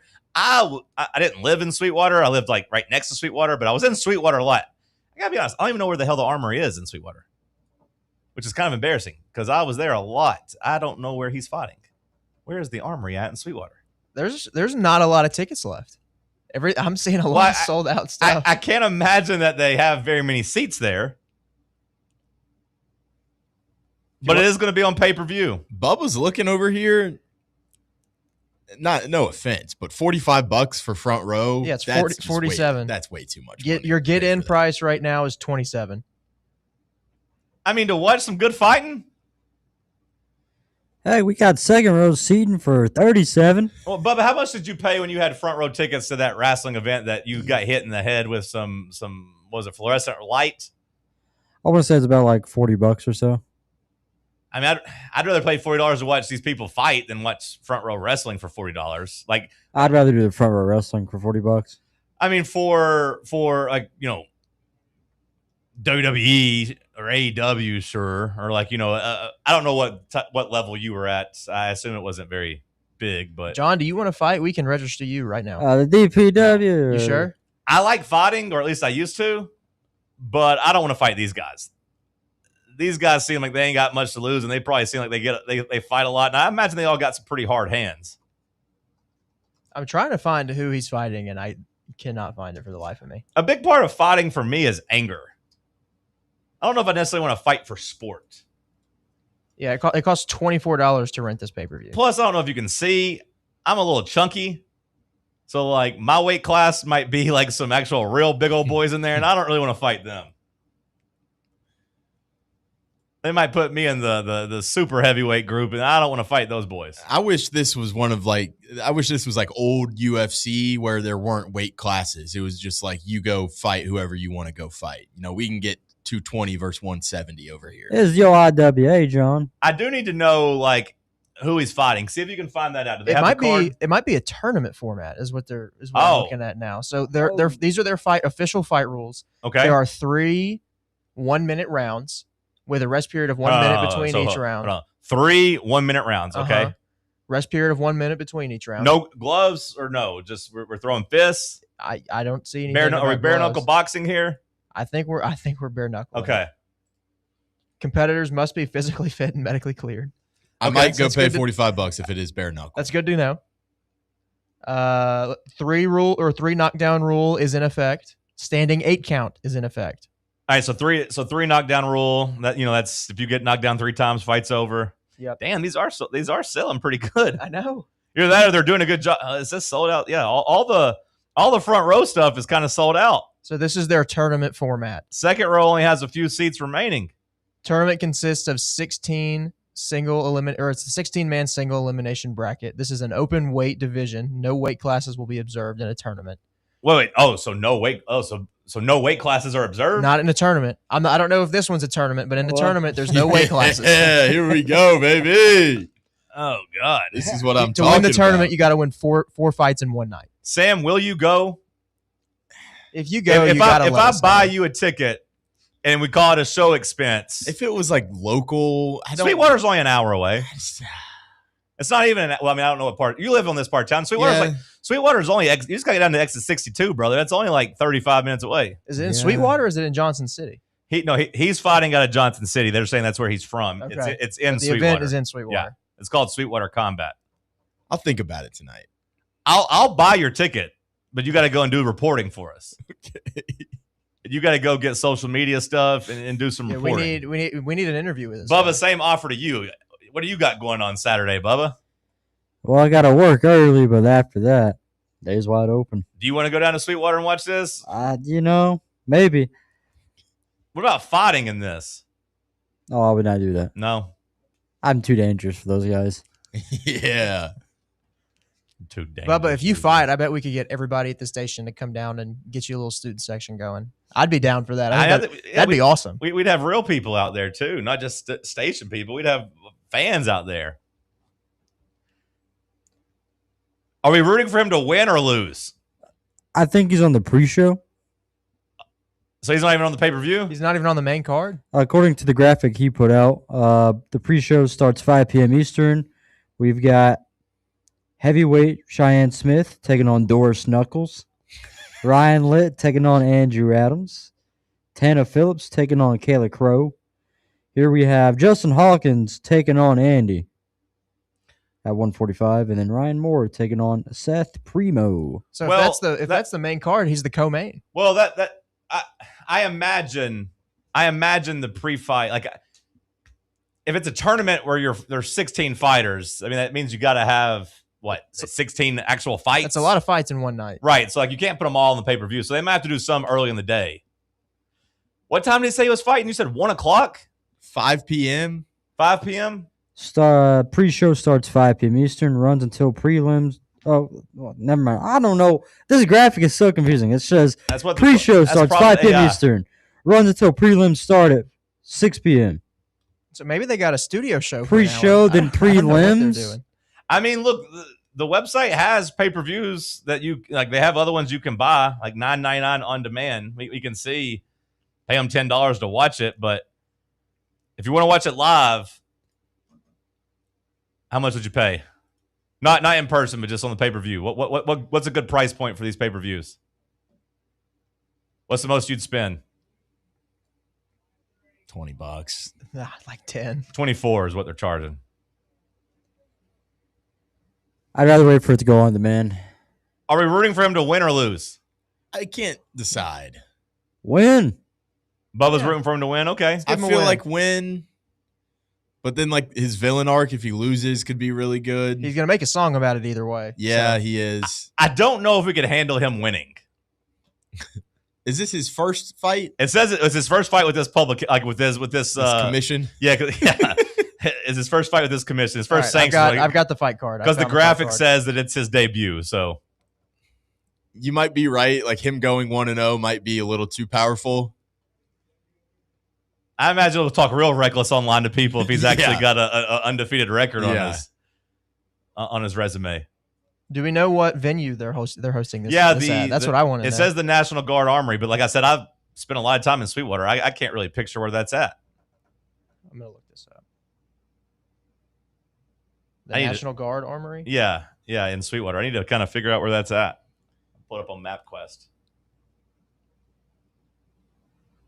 You think he would like make a custom banner for his tailgates this year. Well, that's what I'm saying. I don't know what undefeated fighter. I don't know what the limit is for this. Like, if he wins, I imagine. Look, like I said, I've been in plenty of fights in my day, and it gives you a big confidence boost. But I never won a sanctioned fight. I never tapped gloves in the middle of the ring and then went out and beat somebody's ass in front of a crowd like while people were paying for it. I imagine that's the ultimate high. Like, obviously it's not UFC. Obviously this is going to be just, kind of a big redneck thing. But that's the venue. I need to look up where that's at because that doesn't look familiar at all to me. Like, he's got his chance to be gladiator for the night. Well, that's what I'm saying. Like, he's the man in the arena. Look, going to fight at the Cotton Eye Joe and they have those like tough man competitions. Like, yeah, it's the Cotton Eye Joe and haha, it's kind of funny, but it's a lot more embarrassing to get your ass beat than to come out victorious. You come out victorious, you probably feel like the man. You probably start getting a little bit of a wild hair. Like, I could go up a level. I could do this as a career. If he wins, do we contact Dana White, get him on the Contender Series? No, I think he's a long way away from that, but you could get him on that like Barstool Rough and Rowdy. Well, that's what I'm saying. Like, this is just the first step. If he wins this, it might give him some confidence to go and try to go up a couple levels. And I don't know if that's a good thing or bad thing. It could be great. It could be great. I'm on the fence about if I'm rooting for him or against him. I don't know. How old do you have to be before you cut off like the amateur boxing too? Like, is he on? Oh, you can be an amateur all the way up until you make your pro debut. Well, I'm just saying, like, I think you just mean like how until you give up the dream. Yeah, you don't want to be a 45-year-old. You don't want to be a 45-year-old amateur. I mean, I would think being in your 30s is too old, and he's in his 30s. But look, also I give him credit. He wants to go whip some ass. Go whip some ass. I think I'm rooting for him. Can we bet on this? I'm sure you can. I'm sure you can somewhere.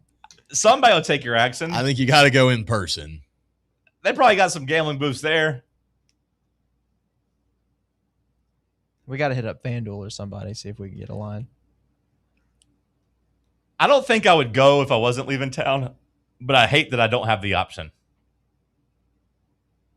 I got friends in Sweetwater. It wouldn't have been that big of a deal for me to pop in and see some people and get them to go, but we'll see if Bubba or Sam can go. We do have breaking NBA news on the other side of this break. I can't wait. I'm not going to look it up. Okay. I won't look at it either. I want you to surprise me. Okay. And get my reaction. I'm excited. I hope it's a good one. I hope it's big.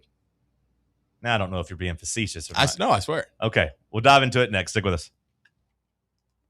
Can't get enough Fan Run Radio? Download the free Fan Run app and take the best Tennessee sports conversations with you wherever you go. What kind of day is it? It's a White Claw day. Grab a pack, grab your friends. Everything else in life can wait. Your friends shouldn't. Let's go. White Claw. Grab life by the claw. Please drink responsibly. Hard seltzer with flavors. White Claw Seltzer Works, Chicago, Illinois. Welcome to Axle Logistics, where excellence isn't just a goal, it's an energy. As a leading third-party logistics company, Axle is powered by an award-winning culture built on a work hard, play hard mentality. Here, the drive for success is contagious and hard work never goes unnoticed. Whether you're just starting out or looking to level up, Axle Logistics is the place to launch your career. Join us and take your ambition to the stars. To learn more, visit axlelogistics.com. It's official. It's summer. And how does East Tennessee do summer? With your Knoxville Smokies, of course. Only 5 homestands remaining. So if you haven't been to a game yet, what are you waiting for? Next week is a huge week with All You Can Eat Wednesday, Knox Vegas Thirsty Thursday, Friday fireworks, and then Saturday, we're celebrating our country's 250th birthday. America's favorite pastime and fireworks. Is there a better way to celebrate? And come meet Bluey on Sunday. Don't miss the fun. Get your tickets now at smokiesbaseball.com. The best athletes don't just play the game, they change it. When it comes to investing, Gainbridge is doing the same. Their online platform does things differently because it's designed to put you in charge of growing your own savings. It's intuitive, it's easy, and best of all, it's on your terms. No wonder Gainbridge has earned the trust of 40% repeat customers. It's a better way to invest, because it's investing your way. Get started today at Gainbridge.io. Located in Knoxville's historic Old City, Barley's offers great food, live music, the best draft beer selection in town, and now your new favorite place to watch sports. Their indoor projector is perfect for any weather, and they've revamped their upstairs area with more TVs to take in all of the action. Their menu features hand-battered chicken tenders, juicy burgers, fresh salads, and the tastiest pizza in Knoxville. You can enjoy their happy hour drink specials daily from open until 6 p.m. Barley's Tap Room and Pizzeria. Running a business, coaching a team, planning your next big event, you need more than just gear. You need SM Athletics and Logo Solutions. Custom uniforms, branded apparel, promotional products, done right, done fast, and built to show off your brand with pride.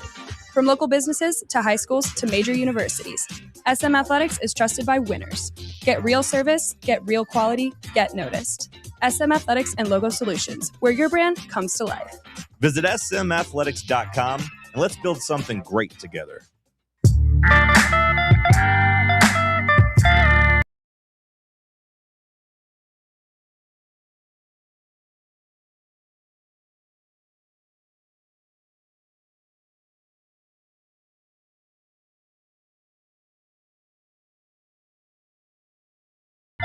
They hit the horn.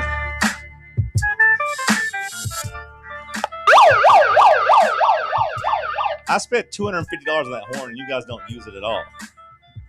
I bought it for it. And so we keep it up here, and then the other shows, and then we just don't do a good job of putting it back in the first thing in the morning. I know.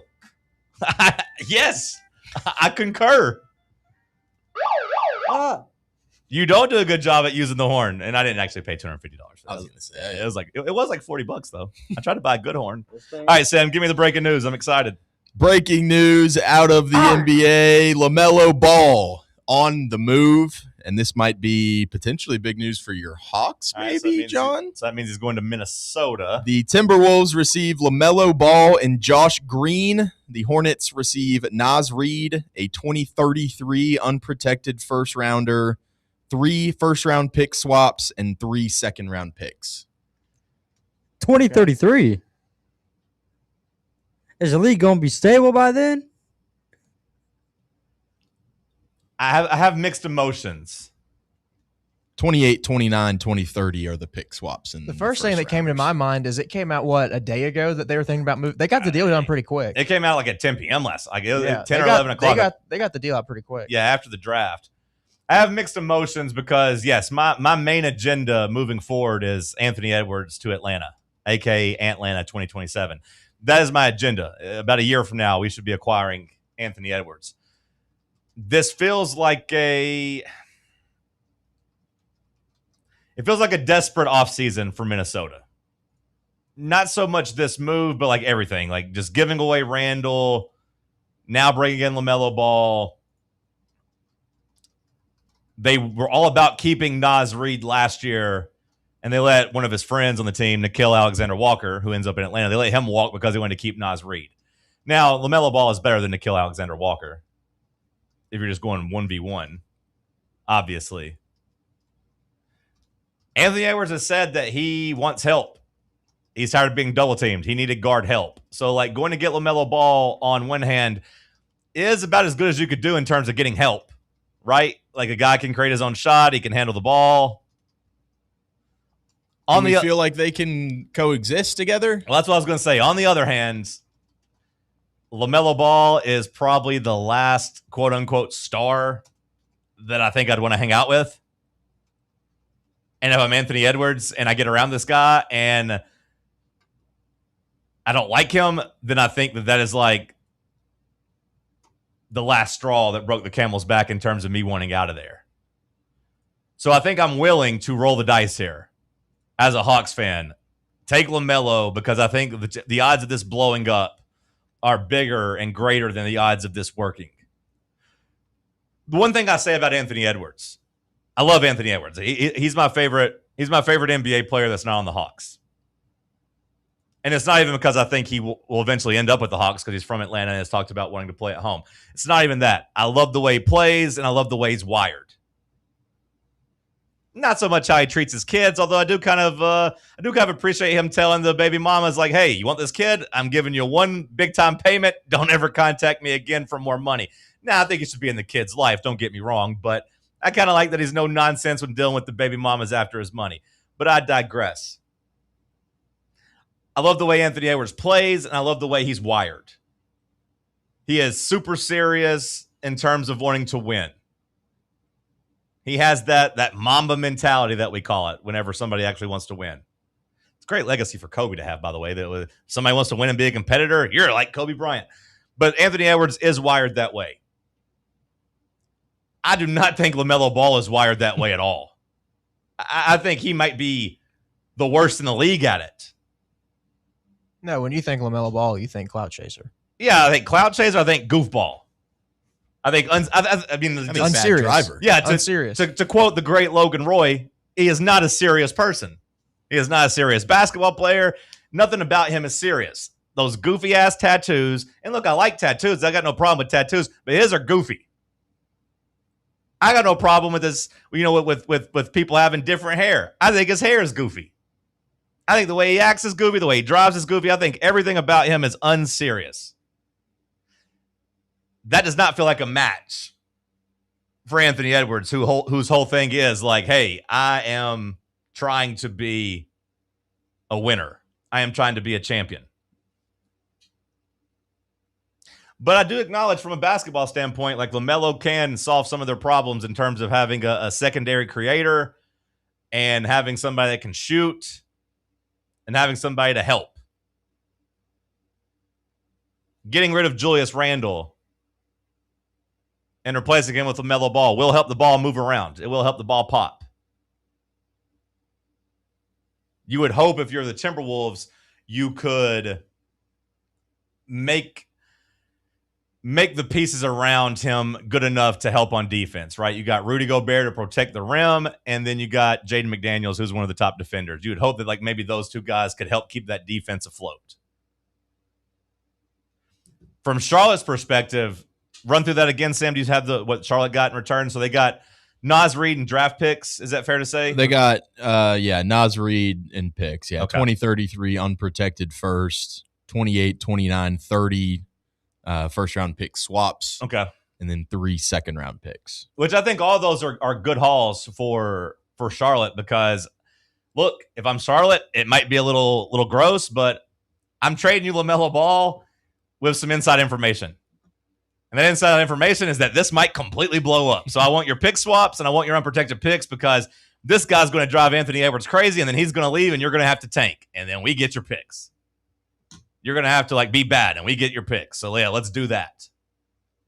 This isn't like trading when Anthony Davis gets traded and it's like, oh, we got the Lakers first round picks. Like, so what? They're all going to be at number 25 because the Lakers are going to be great. I feel like Naz Reid's a pretty good front court piece too with, Knipple and Brandon Miller.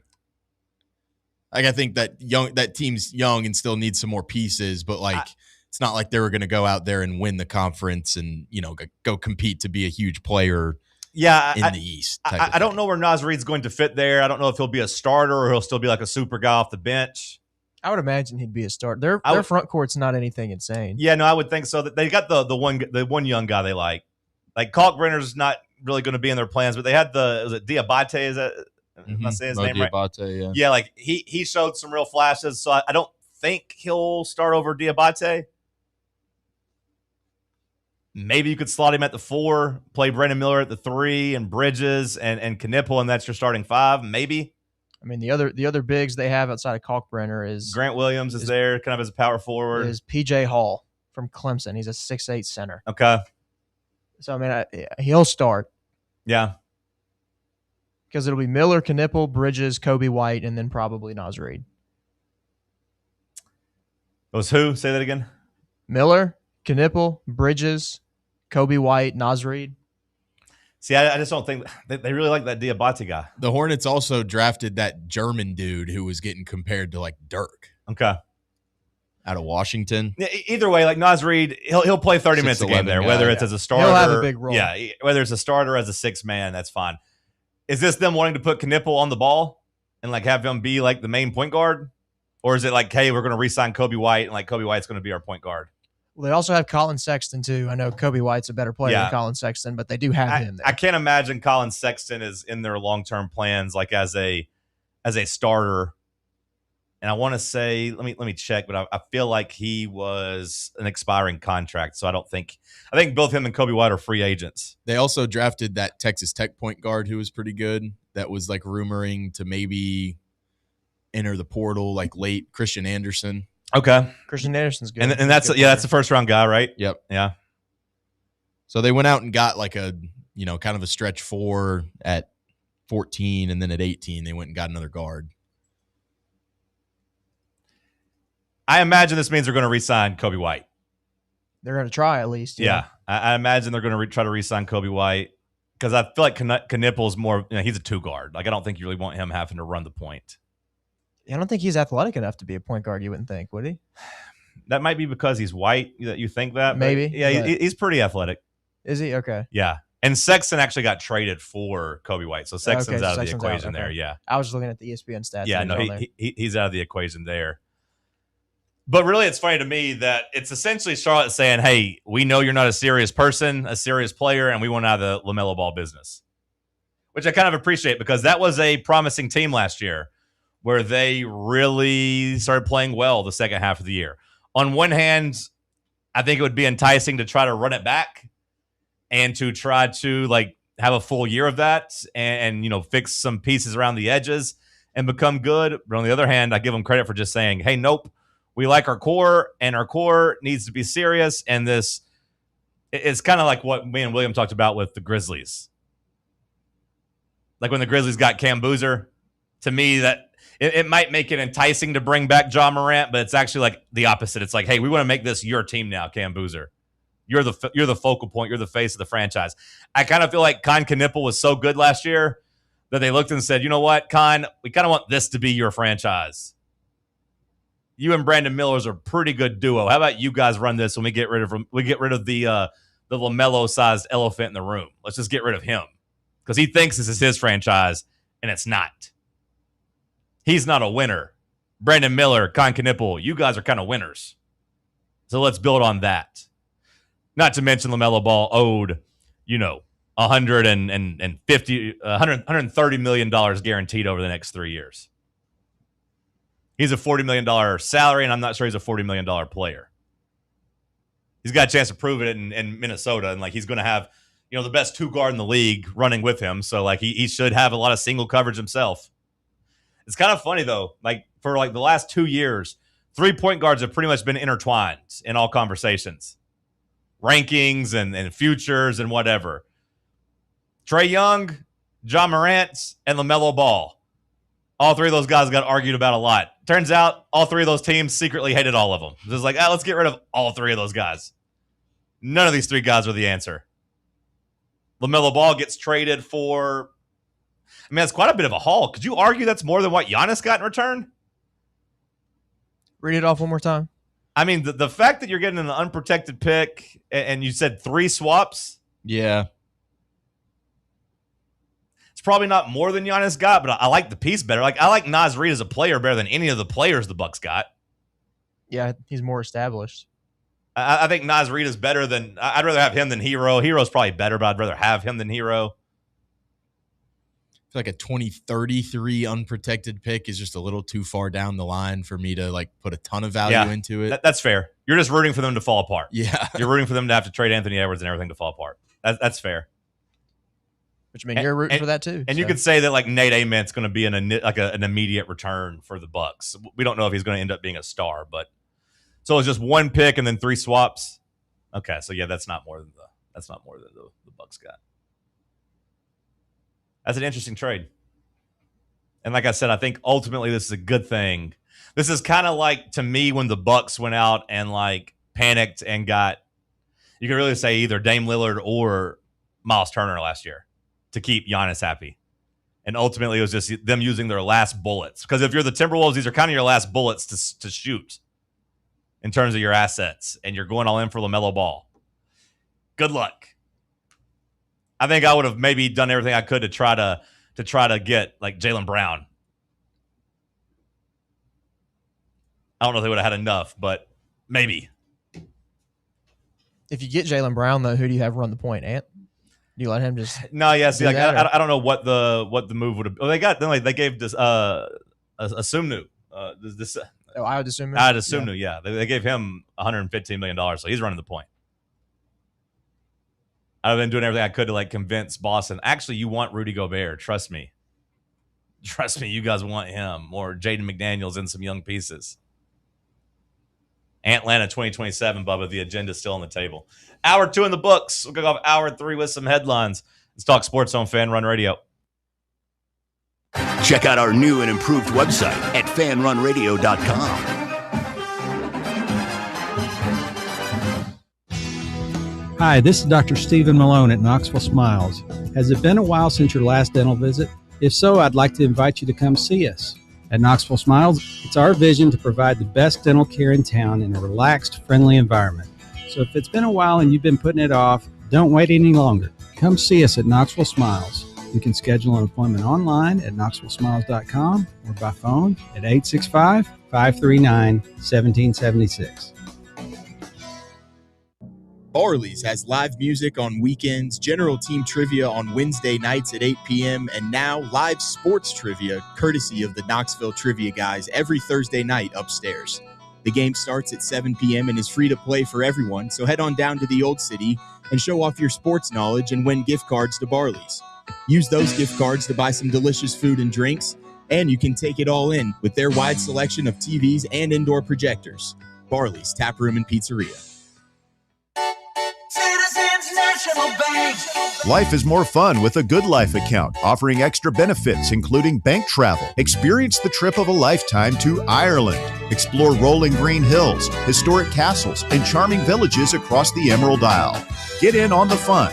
Call 865-429-7935 today. Citizens National Bank. Banking never felt so good. Member FDIC. Hi, this is Dr. Stephen Malone at Knoxville Smiles. Has it been a while since your last dental visit? If so, I'd like to invite you to come see us. At Knoxville Smiles, it's our vision to provide the best dental care in town in a relaxed, friendly environment. So if it's been a while and you've been putting it off, don't wait any longer. Come see us at Knoxville Smiles. You can schedule an appointment online at knoxvillesmiles.com or by phone at 865-539-1776. Are you thinking of buying a home but don't know where to start? Well, call VFL Josh Travis, your local mortgage expert with Foundation Mortgage, based right here in Knoxville. Whether it's your first home or your forever home, he'll keep the process simple every step of the way. To get started, visit mortgagebrokerjosh.com or call 423-312-9777 today. Foundation Mortgage Company, LLC is an equal opportunity housing company. NMLS number 1387311.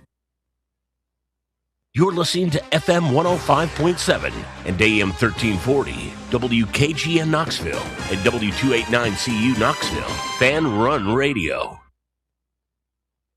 A brand built in Tennessee and born from the love of the game, Inward Half revolutionizes golfing comfort. Crafted by a former pro and dedicated enthusiast just like you, our luxury performance wear guarantees you stay cool and comfortable through every swing and every day. We're not just a brand. We've set out to create a lifestyle for those who understand that impeccable style and premium performance are a hole-in-one. Enjoy the walk-in with Inward Half. It's official. It's summer. And how does East Tennessee do summer? With your Knoxville Smokies, of course. Only 5 homestands remaining. So if you haven't been to a game yet, what are you waiting for? Next week is a huge week with all-you-can-eat Wednesday, Knox Vegas Thirsty Thursday, Friday fireworks, and then Saturday, we're celebrating our country's 250th birthday. America's favorite pastime and fireworks. Is there a better way to celebrate? And come meet Bluey on Sunday. Don't miss the fun. Get your tickets now at smokiesbaseball.com.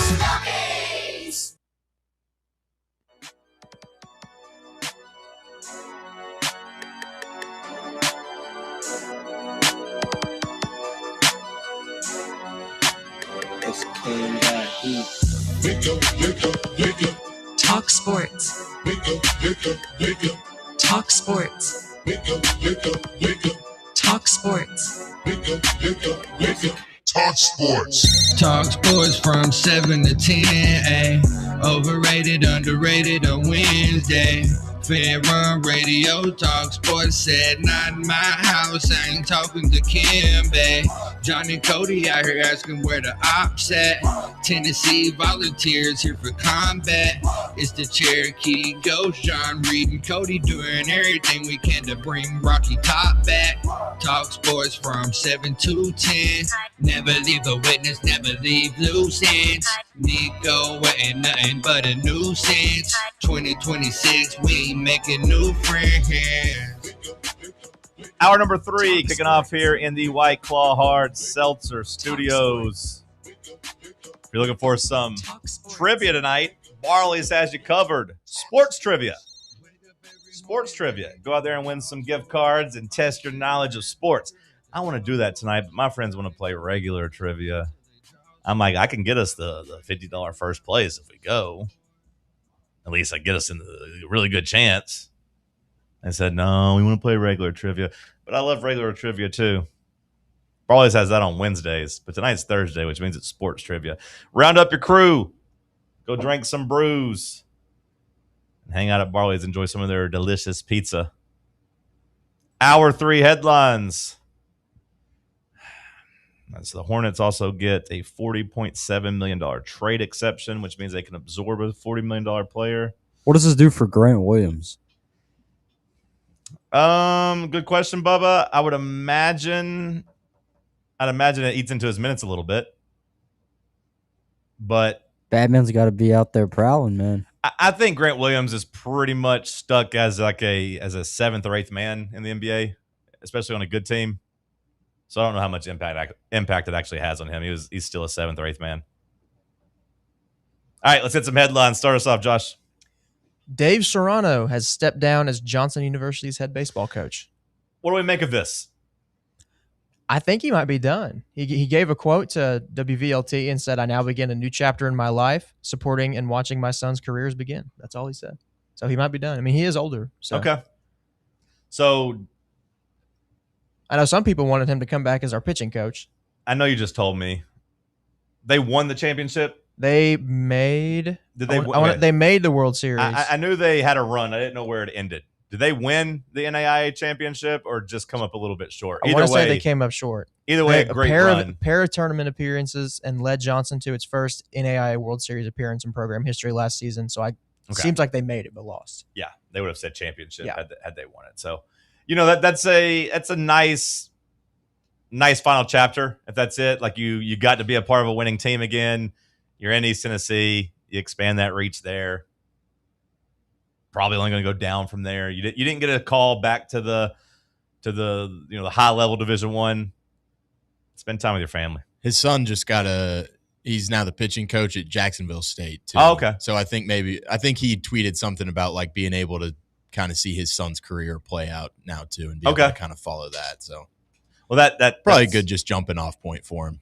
Move down to Jacksonville and try to. Well, Jacksonville, Alabama is a whole lot different than Jacksonville, Florida. Oh yeah. When you said Jacksonville State, I did think of Florida, but yeah, move down to Alabama. Yeah, not as good. Good. Jacksonville, Alabama is only about. I mean, I have buddies that live there. It's only about 2.5, 3 hours from here, so he'll probably just stay here and I didn't know. You said he got hired as the pitching coach. Mm-hmm. What would you do in that situation if you're the Serranos? Like, do you want your dad's input and like all of his years of experience? Do you want him like down there like kind of helping you like as an advisor, or do you want to kind of just do your own thing and only have him chime in if you ask like an important question? I don't know what the right answer. Probably want his influence at least at the start. Yeah, just not really having experience in something like that. You would think so. He could pull I'm not going to say anything unless you want me to. Yeah, just ask type of thing. Yeah, that's what I would. That's what I would do, and I'd be more than willing to ask if that was my father. Yeah, you need to use those resources, but. Job well done by him. It was a pretty cool story, him coming back, like I said, and having that run just up the road. We've got dangerous college football broadcasting news as Brian Kelly will join CBS Sports as a college football analyst this upcoming season. Quite the fall from grace as he will be calling Mountain West games in 2026. Well, that's really a testament to his. That fires me up. That's really a testament to his likability. or lack thereof. Yeah. You're sleeping on the Mountain West Conference, but I'm not sleeping on the Mountain West Conference. dude, New Mexico, Jason 'Cause out there, Dan Mullen at UNLV. They do have North Dakota State there now. It's going to be a little bit more interesting. of a That's conference. cool. That's fine and dandy. Brian Kelly coached at Notre bleeping Dame and coached at LSU in the SEC. It will give me like a shot in the arm late night when that slate comes on at my house and I'm like tired and kind of want to go to bed, and then they like pop up the shot of Brian Kelly in the booth and I'll be able to laugh at him and be like, wow, it's a real windy day out here in the mountains. I think that makes me turn the channel. So is he going to be in the booth doing? Yeah, he's color guy. Okay, so he's not like doing like a pregame show on CBS. No. Like that's sad. They're going to send him to these small ass towns again. Like he coached at Notre bleeping Dame, the biggest brand in college football. Or at least, one of, if not the biggest. If you're a Dallas Cowboy, you get to be on TV in the booth doing NFL games. Just pretty much by the power of the star. Notre Dame should kind of have a little bit of that appeal. Then again, you put him in the South as well at LSU and in the SEC. He coached big-time college football. I'm kind of surprised he took that job and took that assignment. I am too. He must really hate his wife. And just say, I got to get out of this house. I can't be here. Honey, I'm sorry. I got to go to Boise, Idaho. Fargo, North Dakota. I just got to get out of here. I'm born to be on a plane, baby. And then actually some serious news. The SEC Network breaking up one of the I did see that. longest running teams in college football is Dave Hart, Jordan Rodgers, and Cole Kublik will be breaking up as they will no longer get that big SEC Network game. They've been together for 9 years. So they're putting Aaron Murray on there instead, correct? Yes. Yeah. I know Aaron Is it Murray. still Tom Hart, Cole Kublik, and then Aaron Murray? Or are they going completely different and getting a new Matt play-by-play Schumacher and Aaron Murray will lead the SEC. guy? Oh, so they're Network's just top doing away with that entire crew then. Again, this is a testament to Brian Kelly's unlikability. He was just coaching in the SEC. Like he could have easily taken that SEC, like an SEC job. Maybe not the prime, the number one spot or whatever, but Mountain West. I know everybody really likes that trio of Matthews, Kublik. Are you guys sad about this? Or I like that trio. Yeah, a lot. I like Kublik a lot. I like he's Kublik great. a lot. I like Tom Hart a lot. Where will Kublik be now? I don't know. I would imagine they'll still be calling games in the SEC. They just probably won't have that primetime spot. He won't get caught up to like Herb Street's team, right? That's No. usually Holly Rowe, right? Yeah, that they won't mess with. I wonder if Fowler. they didn't name him in that article because he's just staying as like the sideline guy on that main SEC Network game. I think he's got really good insight, and I feel like I think they make boring games exciting. I like Kublik. Maybe it's a promotion. Maybe they get called up to be the Jordan Rodgers got promoted up to like the ESPN's second, like big thing. basically the 3:30 game. Okay, so it's a promotion. Did Tom Hart get promoted there too? Maybe that team just gets moved to ESPN and gets the number 2. Rodgers is departing that booth following his promotion to a larger role in ESPN's college football coverage, while with Chase Daniel replacing him on SEC Nation. Okay, and taking on a Thursday night game assignment. Okay, I wonder if Kublik gets promoted and gets that like second ESPN game. Yeah, maybe him and Hart are moving up too. I hope they are. They're a good crew. Because even though it's prime time, that SEC Network slot is usually like your third or fourth best game at most, right? In the SEC, week Typically, to week. yeah. Because ABC is going to get the 3 best. Yeah, ABC/ESPN. Depending on like what time. I don't really like Jordan Rodgers. I don't know. No, I don't. He's getting. I don't either. See, I don't mind him. Maybe you say he got a promotion and expanding their college football coverage. I don't know if that necessarily means he'll stay in the booth or if he'll just like be like doing some studio stuff. Yeah, studio stuff. Yeah. Next headline, please. Taylor Swift and Travis Kelce have reportedly filed a permit request to close streets around Madison Square Garden from July 2nd through the 4th. Several members of the Kansas City Chiefs have also booked hotels in the area for the same time period, sparking rumors about their wedding taking place at the world's most famous arena. 3 days? Why else would they file to have streets closed off, though? I know, but like 3 days? She needs 3 days? What the hell is she going to be doing? Hey, greedy. I mean, she takes 17-minute plane rides. Is it just 3 days because like that's how long the festivities are going to last, and they want everybody staying in New York, so they just want the streets closed, like where all the high-profile people are going to be staying in the hotel? I feel like that's what it has to be. Like normal people can't get in there. Can we create the narrative that Taylor Swift sucks? No, we can't. As a person? No. No, I will. My woman will be very mad if you start that agenda, Bubba. She loves Taylor Swift. It's time to have a I'm with you, conversation. Bubba. And she would point out like how much money she gave to all of her crew, and like the truck drivers all getting like 6-figure bonuses. That doesn't fit my narrative, therefore I do not care. I know, but that stuff matters. Now, look, if you are wanting to start that agenda right now, Bubba, there is a little ammunition between this. Apparently, there's some beef with Olivia Rodrigo and how she's handling some of the all women led little festival she's got there's going some on. stuff there. I think it was like some song rights, and then also I don't know if you saw, but the legendary Randy Newman, the voice of Toy Story, you got a friend in me. He basically came and said he got forced into doing this duet with her.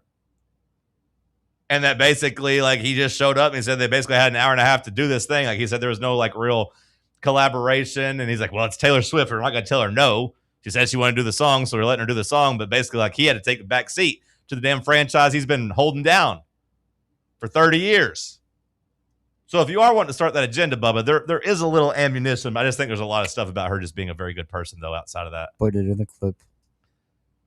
People talk about how she just scrolls GoFundMe as if it's like social media. I think I'm good with her being a good person. I just think her music sucks. I mean, that's fine. You don't have to like her music. I think some of her music's really overrated, but I think some of it's really catchy. They say she just scrolls GoFundMe, picking random stuff to give like thousands of dollars to. Like, oh, here's a story about somebody's cat. Oh, that's nice. Here's $1,000. Oh, your home burned down. Here's $20,000. Which I think she's kind when it comes to money. But she could be a narcissist. But at the same time, she's one of the most famous people in the world. Like, I love Michael Jackson and his music and all that. You know, I tend to believe that he didn't do that to those kids. That's a hill to die on. It is, but I choose to die on that hill. Well, let me take that back. I don't choose to die on it. If we actually got some actual evidence at it, I would reconsider. But so far, all the testimonies, pretty shaky. Seems like a money target to me, Bubba. There's been plenty. I kind of wish I got dangled out of a window like that. Well, I'm not saying that's or off great. A balcony. Well, I mean that happened.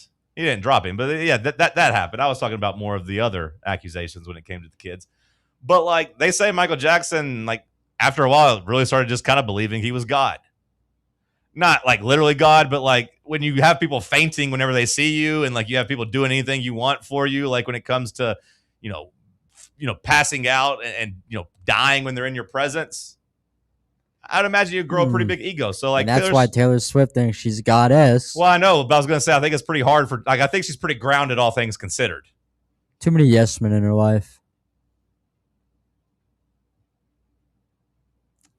I just want you to know, babe, I'm still pro Taylor.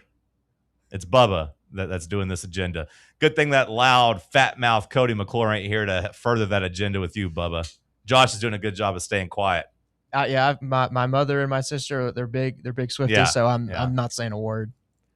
I think that's also part of the reason why I don't like her. You can't criticize her. People are just like brainwashed fans of her where it's like, how could you hate him? You can't say that. Okay, well, that's any big. Yeah. Tweet something bad about Michael Jordan right now and see what happens. Or to anything you. about the balls. Tweet something bad about Peyton Manning and see what happens to you. Listen, I'll say this about Taylor Swift. I don't absolutely despise her like some dudes do, but I would not say I'm a fan of her by any stretch of the imagination either. Tweet something about Nicki Minaj or She's Beyonce. kind of underrated, though. Everybody's got their stands. I went to the concert. It was a nice concert. It was good. It was well produced. It was well produced. It was an event. It was a big deal.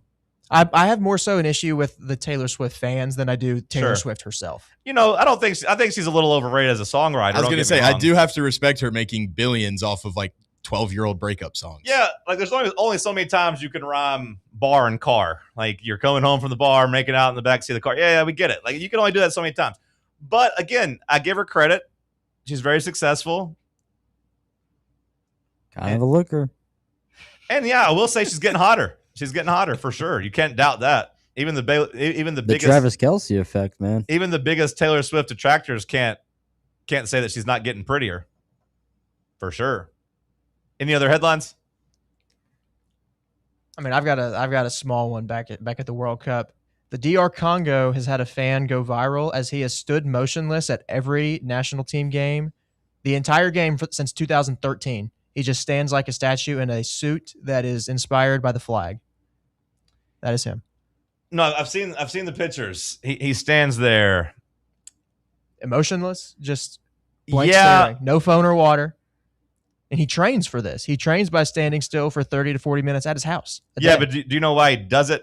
I don't know why he does it. He strikes that pose and stands there because he is mimicking a statue. A statue of like a famous... Is he a damn street performer? No, I think he's doing it because he's mimicking basically a political leader that was assassinated. So he's like a hero of the Congo and was killed. Yeah, he's How many honoring the first prime minister. Yeah. So he stands there and, is trying to bring, I guess, awareness to that. So there's like, a dark history to it of sorts. I've got a quote from him. I stand motionless because I believe it gives the team emotional stamina. Or maybe he just likes the vibe. I don't know. Well. I wish we had fans that were as passionate as some of these guys. Yeah, we do. It rocks. We might do sports wrong. Like the video coming out of Chicago yesterday was so funny. Did you see that one? I did. Where the Mets give up a 3-run bomb. Oh, the Norwegians are just like conga lining or whatever. Yeah, they immediately go to the crowd and the crowd's just cheering. Was it the Mets that gave up the home run? It was, right? Yeah, the Mets were the home team. They gave up a home run to Dansby Swanson. Okay, that's right. So they gave it up. It looks like it was in Chicago in the outfield, but you're right. Okay, so they were playing the Mets at home. The Mets also had 5 infield errors. I mean, they're a disaster of a team. It is crazy how bad the Mets are. And honestly, it's kind of a lesson that throwing money at stuff just doesn't fix it. They got a billionaire, a super, super wealthy owner that's just trying to buy him his way to success, and he still can't do it. Like it's kind of happened to Steve Ballmer too in the NBA of like just trying to throw money and it just hasn't really worked. You can't really skip important steps. But yeah, the Mets give up a back-breaking 3-run home run, and then the damn Norwegians are just up there having the time of their life. Well, we've seen the Scottish people that are here for the World Cup. They're taking over stadiums too. They took over Miami the other day. Did they? I hope they don't leave. Like their teams, I don't think their team's going to survive, right? Scotland got beat last night. Norway's already through, so they'll be here for a little bit longer. I need the Scotland fans to stay. They could qualify as a third place team. They're sitting on 3 points right now. They're in wait and see mode to see what the rest of the world does. I did see a video though after we had kind of talked about it last week where a Scottish guy said he canceled his flight. Yeah. He's like, I got to the airport. He's like, and I canceled it. I took an Uber back here because I'm staying. I love Boston. I want to party longer. It's fun. I'm not going anywhere. Bubba, you got some overrated, underrated cooked up for us today as we do it on Thursday instead of Wednesday? There's always money in the banana stand, John. There's always money in the banana stand. That is true. We'll dive into some of that coming up next. Stick with us. For the fans, by the fans, this is Fan Run Radio, Knoxville. Hey, Vols fans, Cody Brown here. I grew up right here in Tennessee and know what it means when someone says, I've got your back. That's why you can trust Farm Bureau Insurance of Tennessee. Whether it's your home, your vehicle, your family's future, or the business you built from the ground up, we will show up for all of your insurance needs. We are Tennesseans who understand what matters, which is doing right by you. Insurance is not all about just paperwork and policies, but it's about the people we insure every day. So if you want insurance that hits home, give me a call at 865-992-3871. Go Vols. Located in Knoxville's historic Old City, Barley's offers great food, live music, the best draft beer selection in town, and now your new favorite place to watch sports. Their indoor projector is perfect for any weather, and they've revamped their upstairs area with more TVs to take in all of the action. Their menu features hand-battered chicken tenders, juicy burgers, fresh salads, and the tastiest pizza in Knoxville. You can enjoy their happy hour drink specials daily from open until 6 p.m. Barley's Tap Room and Pizzeria. Your tax refund belongs to you, not an identity thief. Over $6 billion in tax refunds were flagged by the IRS for possible identity theft last year.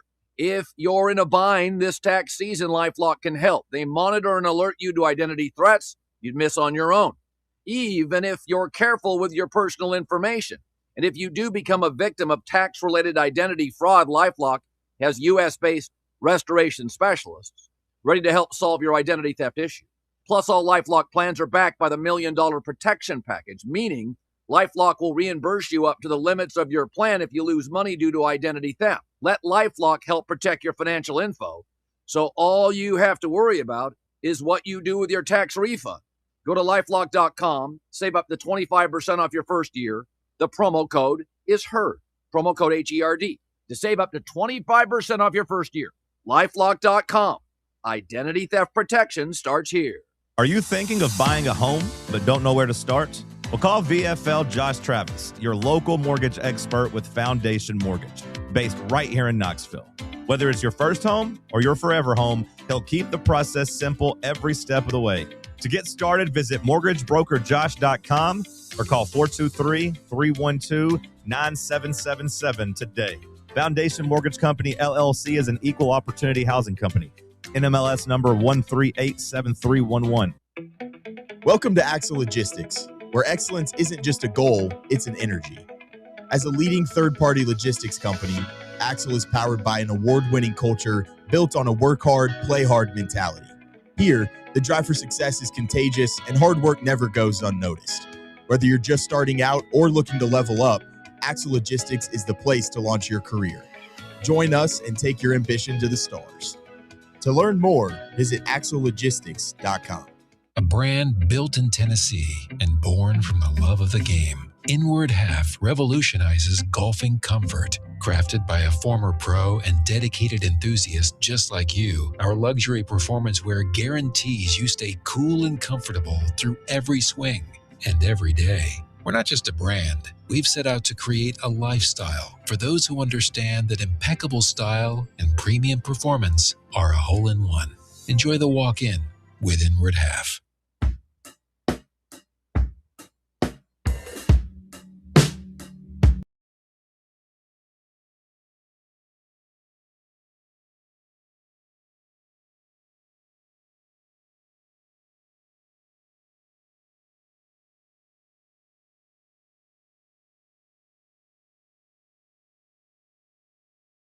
Overrated, underrated. Josh, you had some college football ratings. Yeah, let me pull them up here. I hate it from an NFL perspective when it comes to, with the Madden ratings and all that. I've always hated that. The college football ones, I don't really love, but at least I do take it from a perception standpoint. Yeah, so EA came out with their top 10 position rating players yesterday. We've got some Tennessee guys in there. Not who you might think, though. Nobody at the quarterback position. Obviously, Dante Moore leads the way there. Sure. Nobody on the wide receivers. Braylon Staley did not make the cut. Jeremiah Smith leads the way at 99 there. So like from that's part of the perspective or part of the reason I find it interesting. Like, I think Staley, it just further proves what we've been talking about with him, like him and Matthews, but Staley at least had some hardware. Him not to get any love, at least like at the number 10 spot. Same as Deshaun Bishop, like not getting love at the 10 spot. Like, yeah, Deshaun Bishop is not there for halfbacks. The number 10 There wide goes receiver. Frazier. The number 10 wide receiver is Cooper Barkate from Miami. Number 9 is Amari Thomas. So those are the two guys that would be on that cut line that played above him. I don't really know much about Cooper Barkate. I don't really know much about him and whether or not transfer from Duke. He's a good player. I would probably take Staley over him. Though. Yeah, I was gonna say I don't know if Staley's better or not than him, but like again, it's just perception. Yep. And then Bubba hit on it. Nate Frazier was the 10 for running backs. Caleb Hawkins at Oklahoma State was the 9. Tight ends, Ethan Davis did not make the cut. I'm pretty sure Deshaun Bishop's stats clear Frazier's too, right? Yes, they do. Yeah. I saw that tweet from Joey Peterson who showed the yards and everything else. We get our first Tennessee player with the offensive guards, Wendell Moe Jr., a 90 overall. He is the 10th highest rated offensive guard in college football. Nobody at center. I figured Sam Pendleton might have been there, but he's not. So there's that. And then offensive tackles, David Sanders is in there at number 10 as an 88 overall. So, again, talking about perception, they're telling you that the Tennessee offensive line's pretty good at least. Mm-hmm. They're telling you they believe in them. That's about all, though. Yeah, that is about all, which that's fine. I got no real issue. Like I said, Deshaun Bishop being ranked at 10, that doesn't really change too much, but it would have been nice. Braylon Staley, I think, has top 10 talent, but whatever. I understand people still kind of sleeping on him. And then defense comes out today, so we'll get those rankings. Yeah. Tomorrow. Do we think anybody on defense is going to be ranked? Arian Carter. Yeah, I was going to say. I could see him being on there. Don't think Ty Redmond would be there, although I think he'll have a better year than some people expect. Defensive Amari, line, possibly. yeah, maybe Xavier Gilliam as a defensive tackle. Possibly. Outside of that, I don't think so. Which we hadn't really talked about it, but some bad news for Tennessee on the defensive line in the recruiting class as Caden Fife decommits, big 4-star tackle, decided, nope, I'm good. You had won some recruiting battles, some pretty high, you beat some good teams for him out of Alabama. You had him recruited, you had him committed for a while, since I believe November. But he made it official yesterday that he was decommitting. It does seem as if Georgia kind of leading the charge there, which if a defensive lineman is wanted by Georgia, that probably means you born to speed. Born to speed. Yeah, it probably means you really wanted him, though, if Georgia wants him on the defensive line. You know what I mean? Like, that's a position that Georgia's really good at. So that kind of stinks. Yeah, he'd have been a good player for us. All right, Sam, fire us up. Overrated, underrated. Let's do it. Overrated. Very overrated. It's overrated. Overrated, my friend. Overrated. I'm going to tell you why. I think that's a solid rated right there. It's perfect rated. He underrated, man. He got some swag.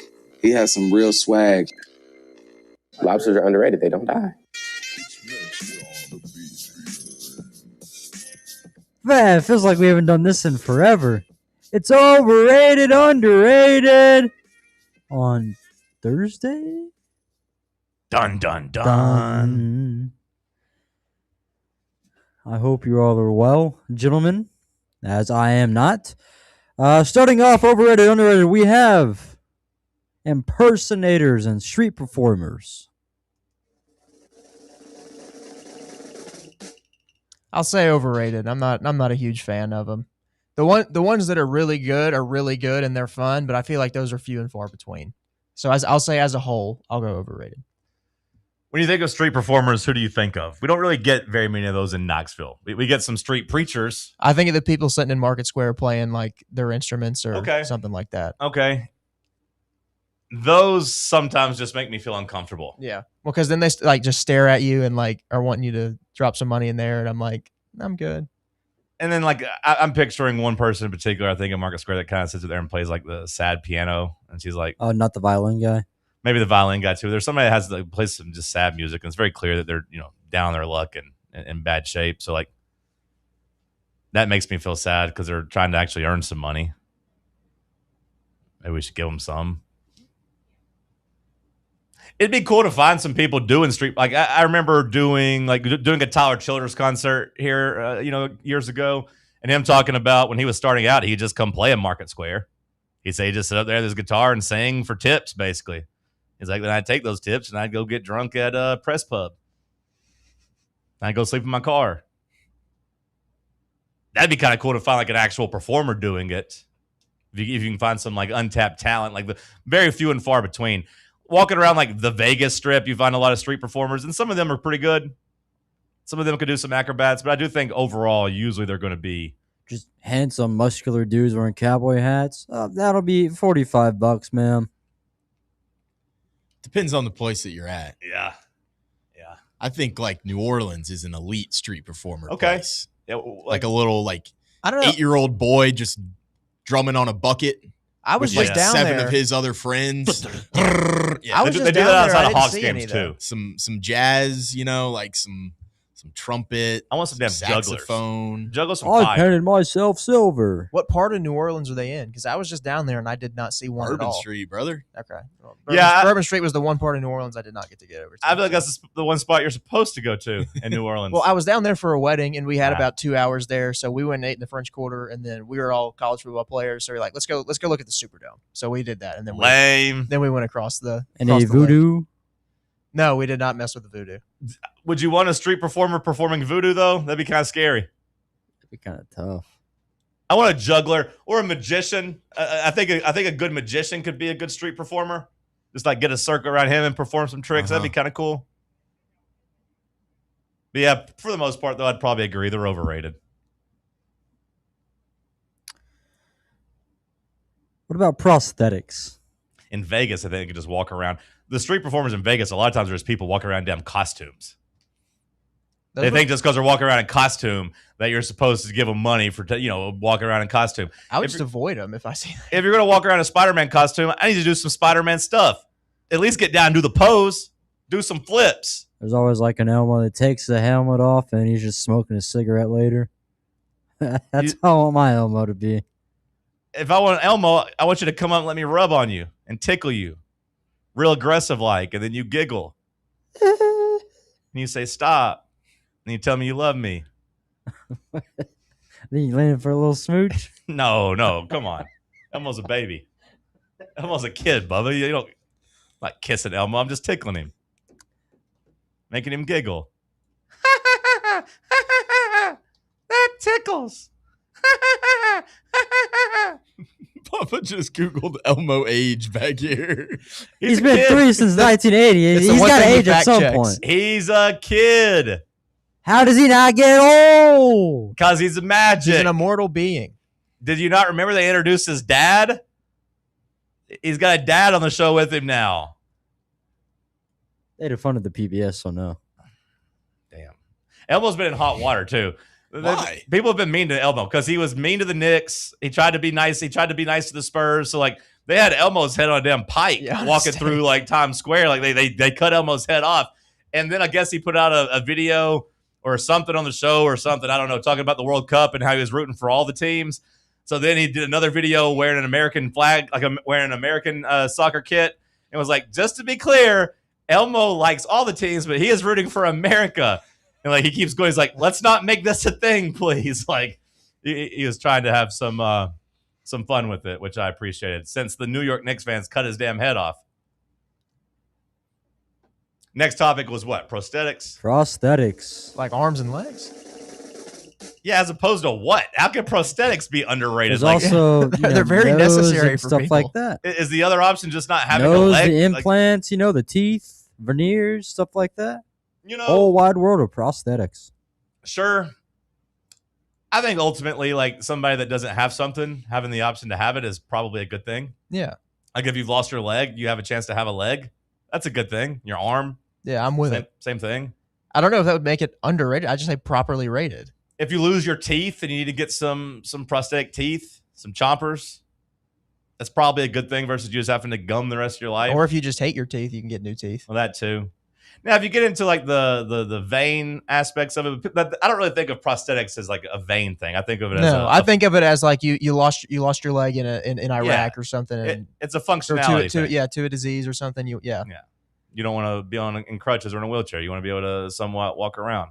I think that's cool. I think that's important. Bet LeVar Ball's wife thinks prosthetics are overrated. She probably thinks they're underrated because he doesn't use the prosthetic, does he? He doesn't have one. I don't think so. He'd post about it if he did. I'm trying to think. I would have thought he would have like a big baller one. Yeah. That's a fair question because customized one. It's a fair question because I feel like when I see him, he is just going like in a chair. He's just sitting down. But I haven't been following LeVar Ball very closely lately, so I don't know. But I feel like I also saw. It does seem like I've seen him in the wheelchair, like you're saying, though. Yeah, but I think I saw a video of him doing that. Was it the Lethal Shooter? No, he does. He does have one. Yeah, I feel like I saw him in the Lethal Shooter. The guy tries to teach people to jump shots. Yeah. I feel like I saw him doing that on the prosthetic. Interesting. Maybe he just like only uses it for some things. Yeah. Yeah, look at that right there. Okay. Yeah, when I see him, like he's usually doing videos just like in his house sitting down, like without it on. But yeah, there's pictures of him walking around with it. You got to get off the wife, man. There's more to life. Maybe she got tired of his narcissism, Maybe she's like, hey, you're not that big of a baller after all. He helped her through a stroke. Yeah, I'm with him on this one. Somebody helps you through a sickness, you're stuck with them the rest of your life? A stroke, yeah. What if he doesn't? What if she had the stroke and he goes, you know what? It was a good run for us, but I think we're going to run it back with someone else. What if he doesn't? He would have been framed as the biggest, in the world. Okay, what if he wanted, or what if they both wanted out? What if he was fine with it? I feel like It he would have didn't really said seem it. like it from the interview. So- He seemed pretty sad. That's tough. So if you're 25 and your person like is basically a vegetable, you're stuck with them for like 30 years, 40 years. You did 50 say years. it until death do us part. I know we say that. Isn't but there like, this famous like relationship where the dude became in this state and then this woman and her new partner like signed to take care of the old partner? Yeah, I saw that go viral. And this isn't that case because the balls are a little bit older, but man, and sickness and health is tough. I mean, when you get married to somebody, you're making a lifelong commitment to that person. I know, man, but divorce does exist. It does exist, but I'll say it right now. She doesn't deserve to find love again in her life if she went through a stroke and then divorces the person that helped her through that. If LeVar was down on one knee, if he was down begging her to stay and she was like, I just can't deal with you in this prosthetic anymore, then yes. If she was just tired of LeVar being a jerk. I mean, sure, we don't know all of the story. Yeah. we probably never will. I mean, she's still was she in a wheelchair like forever? For a long time. She couldn't even talk. Yeah, she out. I guess it would be tough getting dumped by somebody like that. I mean, last I saw of her, she was still barely able to walk, and she couldn't formulate this sounds mean, but I would think that LeVar Ball would think I have this woman locked down for life. I helped her through a stroke. We're all good. This is a commitment. And then she's probably I want to know if this was a month-long process or if this was she was probably worried that he was going to leave her. Saying he's got her locked down for life and she's stuck with him. That's probably the way he acted towards her too. You ain't going nowhere. You're trapped. I'm just trying to think. Say I got married in September and I was a vegetable and they kept me on life support for 10 years. I think I'd want my young bride to just be you know what? Make sure I'm good. She's a caretaker though. Yeah. I mean, she's got it in her heart, but I'd be you know what? If I'm stuck here, you're allowed to move on and go find love. You don't have to be stuck with me for 30 years and 40 years if I'm non-responsive. Well, then she picks a dude that's just not as good as you, and then you're just this is the chump you pick, but you can't do anything about it because you're a vegetable. It would be hell. It would be hell.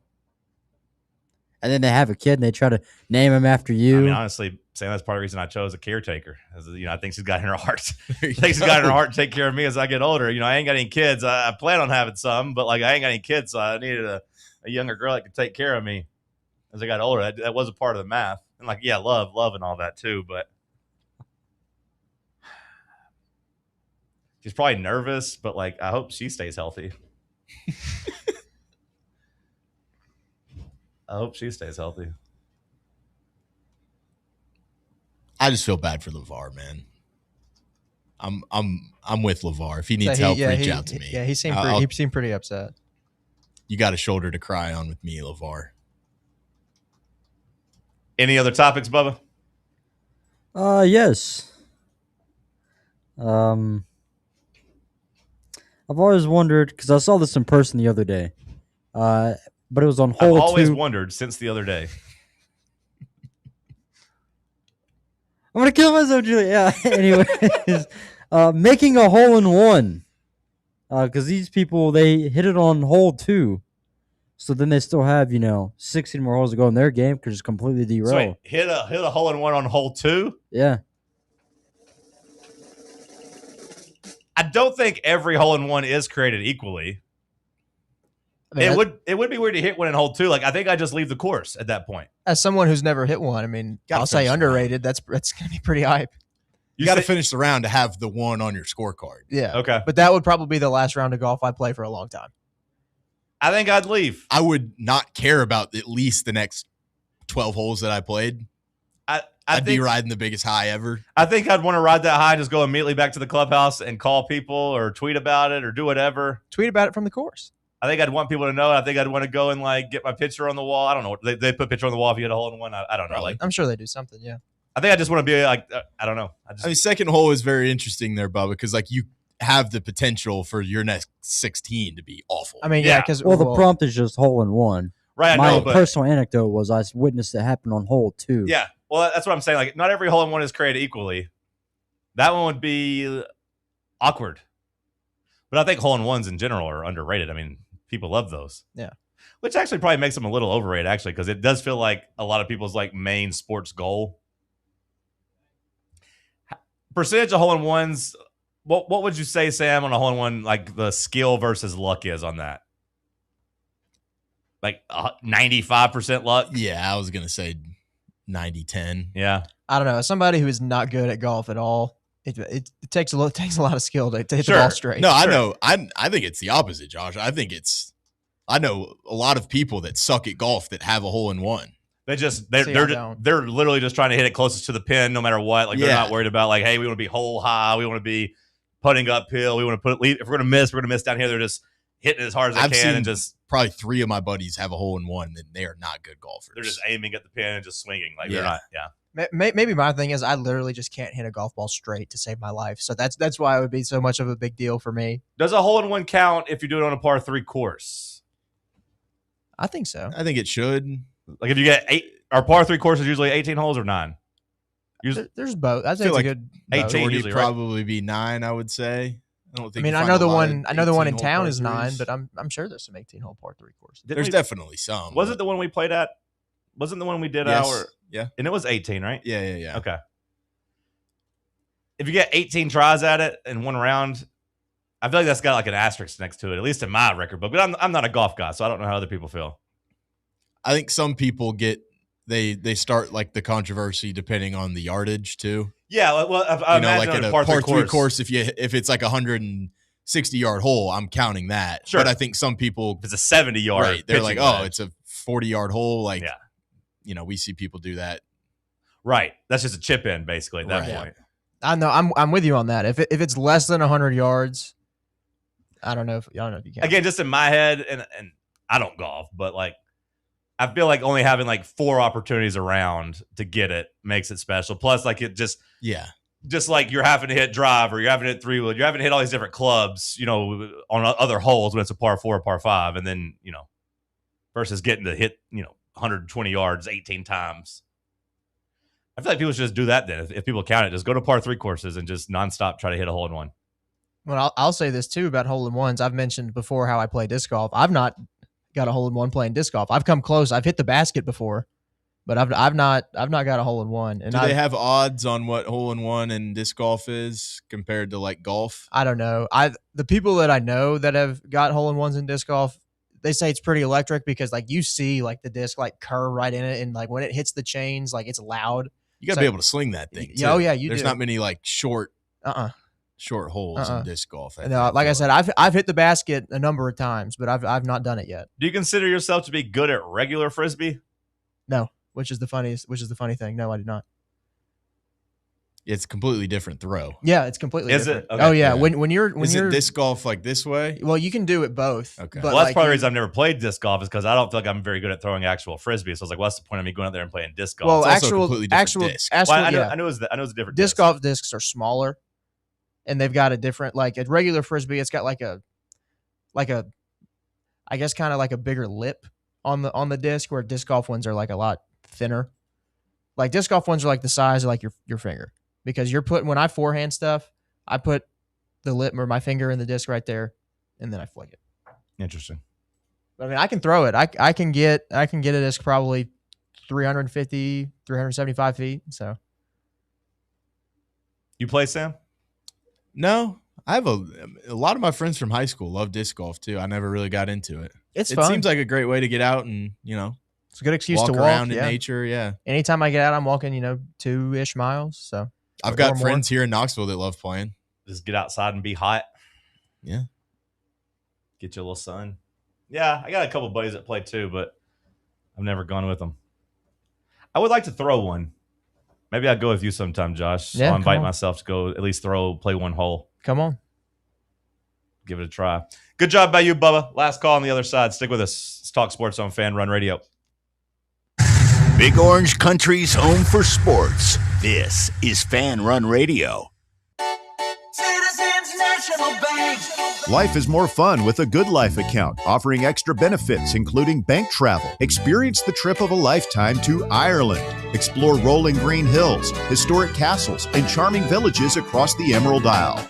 Get in on the fun. Call 865-429-7935 today. Citizens National Bank. Banking never felt so good. Member FDIC. Are you ready for the start of a new season? Maybe looking for your team to go on a tournament run?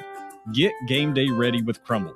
Head on over to your nearest location and pick up 12 pre-selected cookies plus exclusive toppers. When you're looking for dessert options, there's no question about who you should call on. Our listeners already know. Last year, the Dubai chocolate was a home run, along with the brownie batter. Oreo crumb was another crowd favorite. What new flavor will set the standard this season? If you're in the Knoxville area, there are 3 locations ready to serve you: Clinton Highway, Parkside Drive, and Maryville. Download the Crumble app to build your best lineup and vote on the best combos.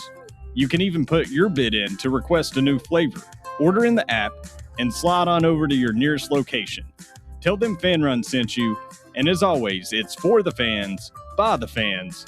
Don't miss the cookies. Hi, this is Dr. Stephen Malone at Knoxville Smiles. Has it been a while since your last dental visit? If so, I'd like to invite you to come see us. At Knoxville Smiles, it's our vision to provide the best dental care in town in a relaxed, friendly environment. So if it's been a while and you've been putting it off, don't wait any longer. Come see us at Knoxville Smiles. You can schedule an appointment online at knoxvillesmiles.com or by phone at 865-539-1776.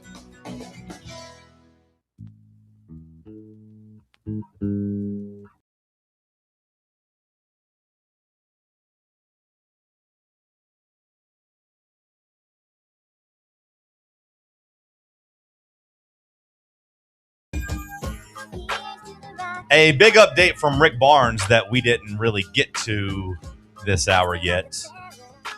At 10:11 a.m., Ryan Shumpert, Rocky Top Insider, tweeted it out. But Rick Barnes told the media today, we do have a spot available in terms of adding a roster or adding a player to the roster. Michigan doing a little creative accounting up there. They get to drag their feet on the transfer portal opening since they named an interim coach. There's some talk that the portal would open in 5 days for those players. Instead, they get 31 days. So they get to, kick the can down the road into late July before any of Michigan's roster becomes available. JP Estrella, he probably won't be back in Tennessee, but Michigan has other guys with size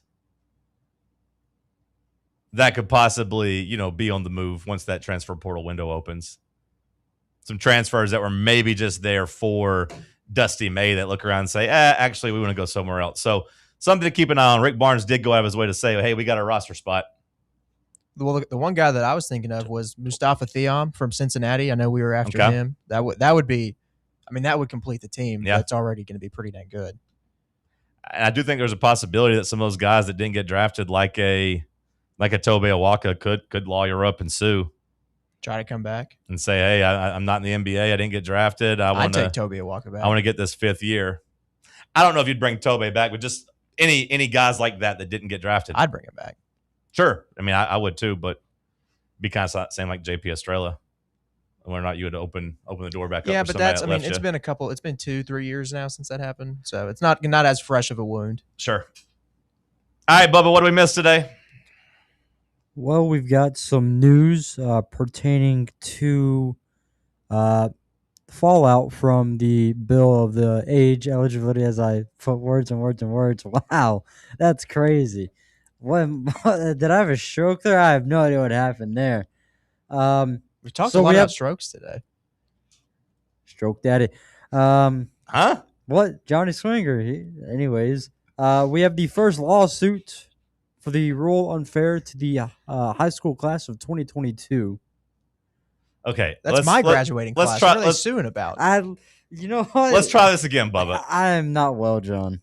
What the hell is wrong with you? Can you give me this again without all the preamble?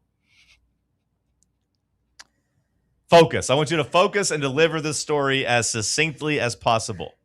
Less than 24 hours after the NCAA Division I cabinet approved a monumental change in eligibility rules, a group of 15 college basketball players filed a lawsuit in an Ohio state court claiming the new age-based model unfairly shuts them out of further competition.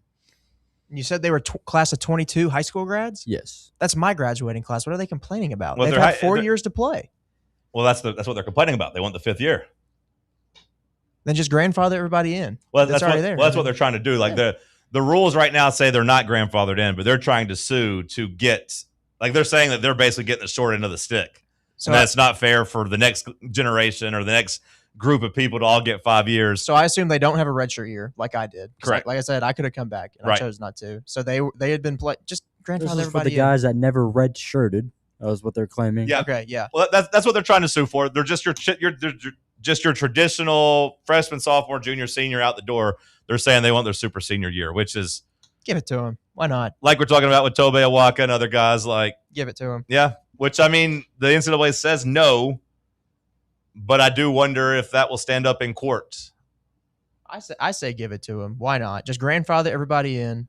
If they've not been redshirted at this point, just give them a 5th year. I would say done with it. That would be tough for some of the schools to then have that awkward decision when it comes to some of their athletes of like, man, we don't really want you back. We don't really want to pay for you, especially like in the non. Well, then you can tell them as a school to leave and go find somewhere else. Somebody will take them if they're worth something. Yeah, but still burning bridges. That crazy bachelorette, Taylor Frankie Paul. Okay, apparently her the Mormon girl, season might be targeted to run next month. So they're going to put the Bachelor season out. They got shelves whenever the video came out of her beating the hell out of her man and maybe even hitting her kid with a chair. That came out like a week before the show was supposed to air.